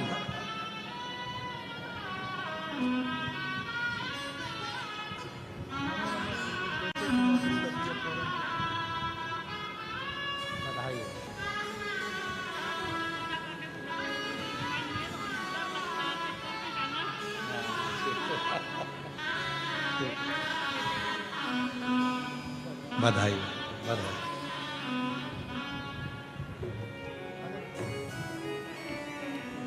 फल वो नत्त की वेश्या लेकर पहुंच गई राजा भर्तरी के पास। नर्तकी ने हाथ जोड़ा, प्रणाम किया, नमन किया। पूछा राजा भर्तरी ने, क्या बात है, क्या हुआ? महाराज, मेरे पास में एक ऐसा फल है जिसको आप खाएंगे जवान हो जाएंगे, कभी जिंदगी में बूढ़े नहीं होंगे। राजा का ध्यान गया, कहीं ये वही फल तो नहीं है। राजा ने कहा, तो तुम मुझे फल क्यों देना चाहती हो? क्योंकि आप राज्य चलाते हो, राज्य का राजा जवान होगा तो प्रजा भी सुखी रहेगी, आप ये फल मुझसे ले लो। राजा ने कहा, जरा फल तो दिखाओ। नर्तकी वेश्या ने अपनी झोली में से, पल्लू में से फल निकालकर जो राजा को दिया, राजा पहचान गया, ये तो वही फल है जो मैंने अपनी धर्म पत्नी पिंगला को दिया था। पिंगला पास में बैठी थी। राजा ने पिंगला को उठाकर पूछा, ये फल तो मैंने आपको दिया था पिंगला। पिंगला कहती है, मैं आपके दरवाजे पर जो द्वारपाल है ना, उससे बहुत प्रेम करती हूं, मैंने फल उसको दिया। द्वारपाल को बुलाया, जब पिंगला ने तुझे फल दिया था तो तूने क्यों नहीं खाया? पिंगला तुझे इतना प्रेम करती है, तू पिंगला को प्रेम करता है? द्वारपाल कहता, नहीं, मैं पिंगला को प्रेम नहीं करता, मैं तो ये नर्तकी जो नाचती है ना वेश्या, इससे प्रेम करता था, इसलिए मैंने फल इसको दिया था। हाथ जोड़ लिए वेश्या के राजा भर्तरी, और हाथ जोड़कर राजा भर्तरी ने उस नर्तकी वेश्या से कहा, धन्य है आप, जो आप अपने राज्य के राजा को युवान देखना चाहती हो, स्वस्थ देखना चाहती हो। राजा ने वो फल वापिस गुरु गोरखनाथ जी को दे दिया और हाथ जोड़कर कहा कि अब संसार मुझे अच्छा नहीं लगता। जिससे प्रेम था, जिसके लिए मैं राज्य संभाल रहा था, वही मेरा नहीं हुआ तो फिर दुनिया मेरी क्या हो? सब छोड़ा, पूरा राज्य छोड़ दिया राजा भर्तरी ने, और अवंतिकापुरी में राजा भर्तरी एक गुफा में बैठकर तप करते रहे। जब आखिरी का समय राजा भर्तरी का आया, तब पहुंच गए अवंतिकापुरी से मायापुरी। मायापुरी की एक गुफा में बैठकर राजा भर्तरी तप करते थे और गंगा मैया उछाले लेती थी। राजा विक्रमादित्य को मालूम पड़ा कि मेरे भाई राजा भर्तरी एक गुफा में बैठकर तप करते हैं और उस गुफा से उतरकर गंगा का स्नान करने जाते हैं, तो उन्होंने उस गुफा से लेकर गंगा के तट तक सीढ़ियां बनवा दी, पौड़ियां बनवा दी। वो पौड़ियों का नाम था भर्तरी की पौड़ी, तो उसका नाम हो गया हरि की पौड़ी। और बाद में वो मायापुरी शिव के गुरु गोरखनाथ जी के वो भक्त भर्तरी के नाम से वो मायापुरी का नाम हरिद्वार हो गया। भर्तरी हरि हरि हरि पीछे का जो शब्द था वो मायापुरी से जुड़ गया। वो माया, दुनिया के लोगों को लगता है कि हम शिव जी को जल चढ़ाते हैं तो शंकर का स्मरण होता। ना ना ना,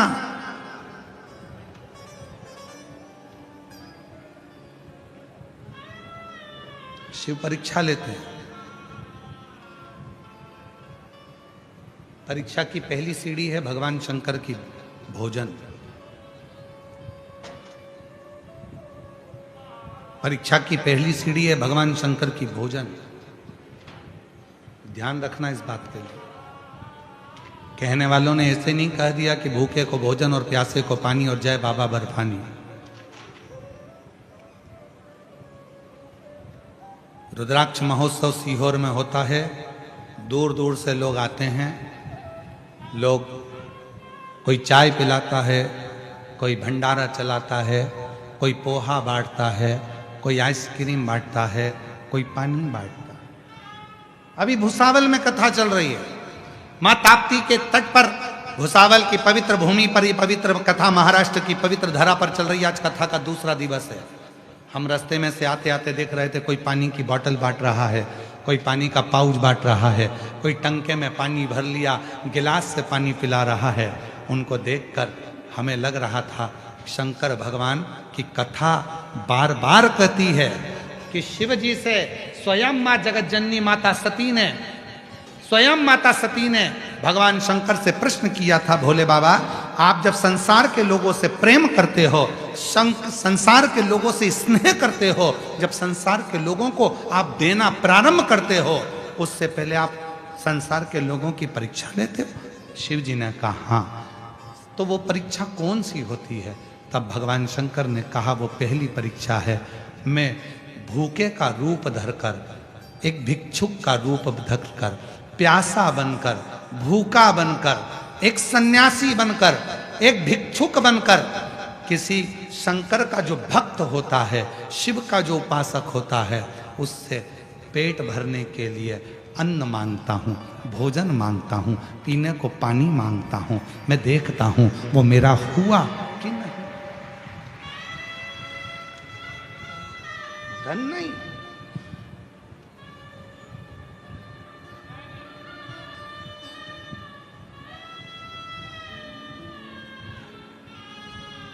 श्रेष्ठ सन्यासी,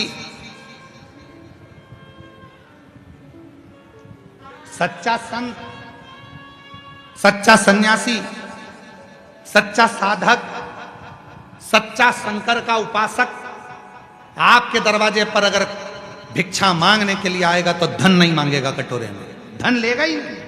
वो मांगेगा तो कहेगा कुछ भोजन हो तो दीजिए, भूख लगी है, थोड़ा सा पानी पिला दीजिए, प्यास लगी, प्यास लगी।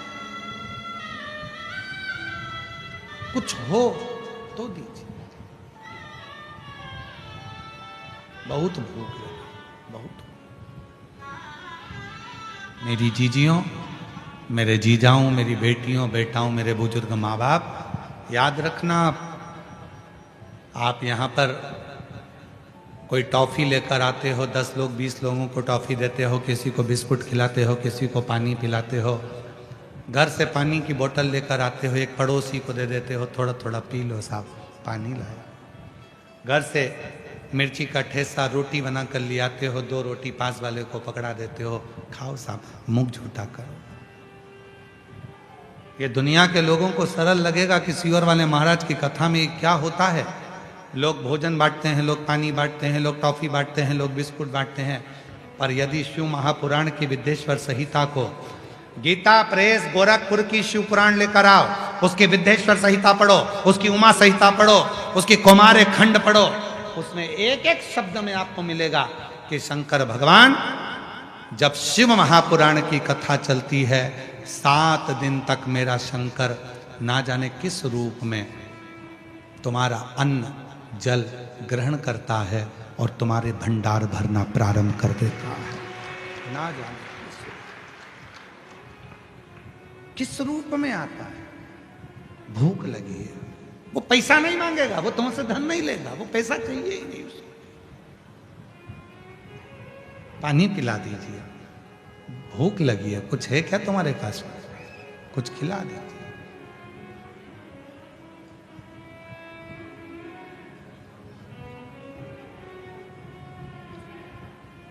अभी हम लोग जब सीहोर से यहाँ आ रहे थे भुसावल के लिए, तो बीच में एक रास्ते पर हम तो विश्राम कर रहे थे। विश्राम करते करते ऐसा कोई भाव आया कि कोई बहुत प्यासा लग रहा है, बहुत प्यासा। जंगल था, बड़े बड़े वृक्ष थे, आड़ा टेढ़ा मोड़ था, पहाड़ी थी। कुछ नर्मदा परिक्रमा के 3 पुरुष 1 महिला चले जा रही थी। दोपहर ही थी, बहुत धूप पड़ रही थी।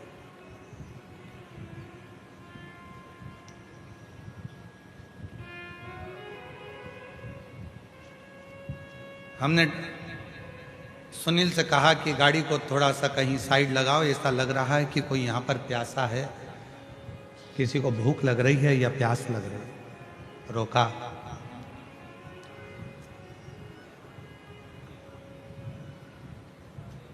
कोई महिला भी थी, 3 पुरुष भी थे, और उतरते से हमने पानी का बोतल उनको दिया तो वो माता की आंख से आंसू झलक कर कहा, हमारे टंगल में 2 घंटे से पानी नहीं है और हम चल चल कर प्यासे हो गए।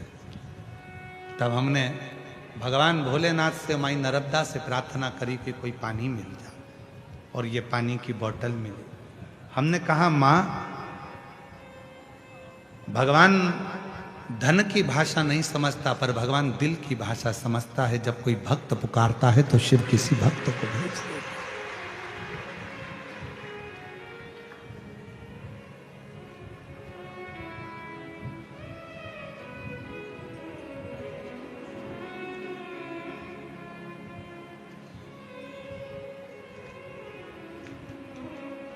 तो कहे, जब कोई नहीं आता भोलानाथ आता है, जब कोई नहीं आता भोलानाथ आता है, मेरे दुख के दिनों में वो बड़ा काम आता है, मेरे दुख के दिनों में वो बड़ा काम आता है। मौका मिले आपको, तुम शिव के मंदिर जाती हो, 1 लोटा जल चढ़ाती हो, शंकर के उपास करती हो, पशुपति व्रत करती हो, तुम 16 सोमवार का व्रत करती हो, तुम सोमवार का व्रत करती हो, तुम प्रदोष का व्रत करती हो, तुम भगवान शंकर के सोमवार का व्रत करती हो, तुम जगह जगह पर शिव महापुराण की कथा 5 पंडाल कथा को श्रवण करती हो, शंकर तुम्हारी परीक्षा जरूर लेगा। और सबसे पहली परीक्षा मेरा शंकर लेता है भूखा और प्यासा बनकर। तुम उसको भोजन करा सकती हो, पानी पिला सकती हो। भूखे को भोजन, प्यासे को पानी, जय बाबा बर्फानी। अन्न मांगो, अन्न। उसको पहचान।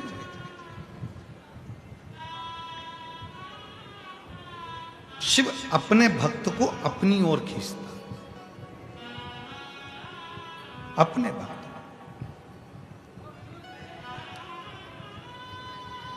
और भगवान शंकर एक ऐसे देव, अधिदेव महादेव भगवान शिव ऐसे हैं कि उनको मान और अपमान से कोई फर्क नहीं पड़ता। कौन है? इंद्रदेव ने भगवान शंकर का अपमान करा, चंद्रदेव ने भगवान शंकर का अपमान करा, भगवान ब्रह्मा जी ने शंकर भगवान का अपमान करा। कितने देवताओं की लिस्ट है जिन्होंने अपमान करा, पर शंकर जी उस अपमान से कभी मन में क्षुब्धता नहीं लाए। तो भी कितना भी अपमान करा तो भी शंकर देवों के भी देव, महादेव कहलाते रहे। वो छोटे नहीं हो, किसी के मान से या अपमान से कोई ऊंचा नीचा नहीं हो जाता।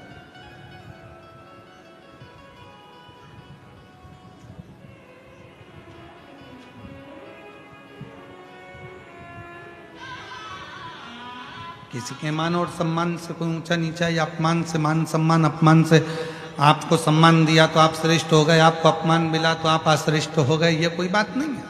किसी ने आपको गाली दी और आपको अंदर से भीतर से लग गई, वो गाली चुभ गई, ये श्रेष्ठता नहीं है। ठीक है, आप शिव से संबंध जोड़ो, भगवान शंकर से संबंध। आपको मालूम है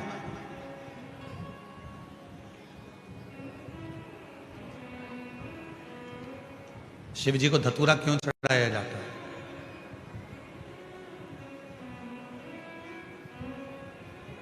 क्यों भगवान शंकर को धतूरा समर्पित किया जाता है? एक धतूरा, और उस धतूरे की भी लीला अलग अलग है। जैसे दवाई कोई कोई दवाई ऐसी रहती है उसको शहद के साथ में, जब आयुर्वेदिक दवाई है तो उसको शहद के साथ में घोल कर चाटा जाता है। कोई कोई दवाई ऐसी रहती है उसको कुनकुने पानी से लिया जाता है। कोई कोई दवाई ऐसी रहती है उसको दूध से लिया जाता है। कोई कोई दवाई ऐसी रहती है कि उसको गुड़ के साथ लिया जाता है। कोई कोई दवाई ऐसी रहती है कि डायरेक्ट उसको मुख में रखा जाता है। कोई कोई दवाई ऐसी रहती है कि उसको गर्म पानी से लेते हैं। कोई दवाई ऐसी रहती है उसको ठंडे पानी से लेते हैं। धतूरे का भी एक नियम है, धतूरे का भी एक नियम है।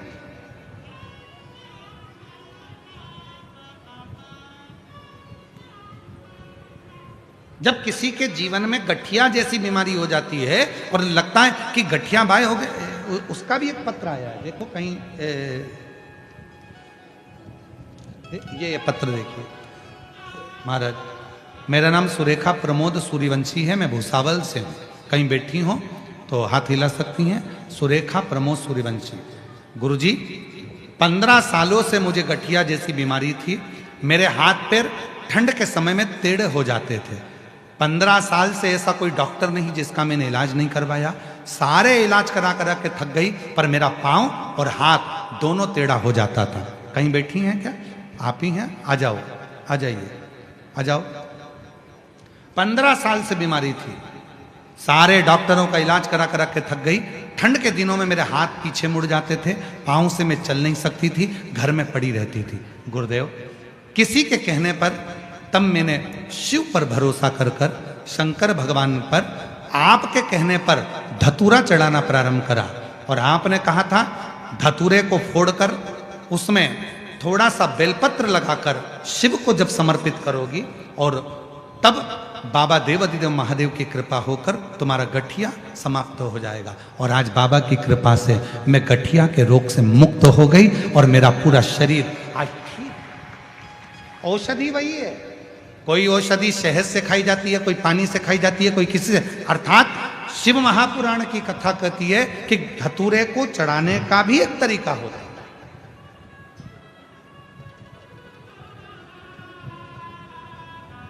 धतूरे को चढ़ाना। कोई बच्चा है, हाथ पैर से विकलांग है, शरीर से विकलांग है, नहीं सही हो रहा, प्रदोष की प्रदोष, एक धतूरा शिव जी को, एक दुर्वा, एक कनेर का पुष्प, तीनों शिव जी के मंदिर में चढ़ाना प्रारंभ कर दो। दुर्वा लाओ, पीसो। विकलांग है, चल फिर नहीं रहा है, डॉक्टर का भी इलाज चल रहा है, उसको वो दुर्वा पीस कर सुबह दोपहर शाम 3 बार उसको देना प्रारंभ करो। धीरे धीरे बच्चे की बुद्धि का विकास होगा और बच्चा एक दिन इतना एक्टिव हो जाएगा कि खुद उठने का प्रयास करेगा और हाथ पैर भी उसका काम करेगा, खुद करेगा। डॉक्टर का इलाज करवाते रहो। धतूरा भी किस चीज के लिए चढ़ा रहे हो, कैसे समर्पित कर रहे हो, वो भाव। महाराज, कौन है जिसने शिव को अपशब्द नहीं कहा, पर शिव फिर भी समता का भाव ले, समता का। भगवान शंकर समता का भाव। और इसीलिए मेरे देवाधिदेव महादेव चंद्रदेव के लिए स्वयं चंद्रशेखर, चंद्रमौली, चंद्रेश्वर बनकर प्रकट। चंद्रमौली ऐसे पवित्र कथा जो चंद्रशेखर शिव महापुराण की कथा चल रही है, बहुत विस्तार है उसमें। कल कथा में आगे बढ़ेंगे। ब्रह्मा जी की लीला का, चंद्रदेव और ब्रह्मा ने जो शिव के साथ में किया उस कृत्य का, उस कर्म का वर्णन करें। अभी हमारे बीच में चंद्रशेखर महादेव पधार रहे हैं। जोरदार ताली बजाकर स्वागत करें भगवान श्री चंद्रशेखर महादेव और चंद्रमौलेश्वर महादेव की, चंद्रशेखर महादेव की। हर हर महादेव। आज कथा का 2 दिवस यहाँ विराम ले रहा है। ये कथा 16 मार्च तक चलेगी। इसके बाद 20 मार्च से 26 मार्च तक जयपुर राजस्थान में शिव महापुराण की कथा 7 दिवसीय रहेगी। बड़े भाव से कथा को श्रवण करेंगे। हमारे बीच में महामंडलेश्वर परम महाराज जी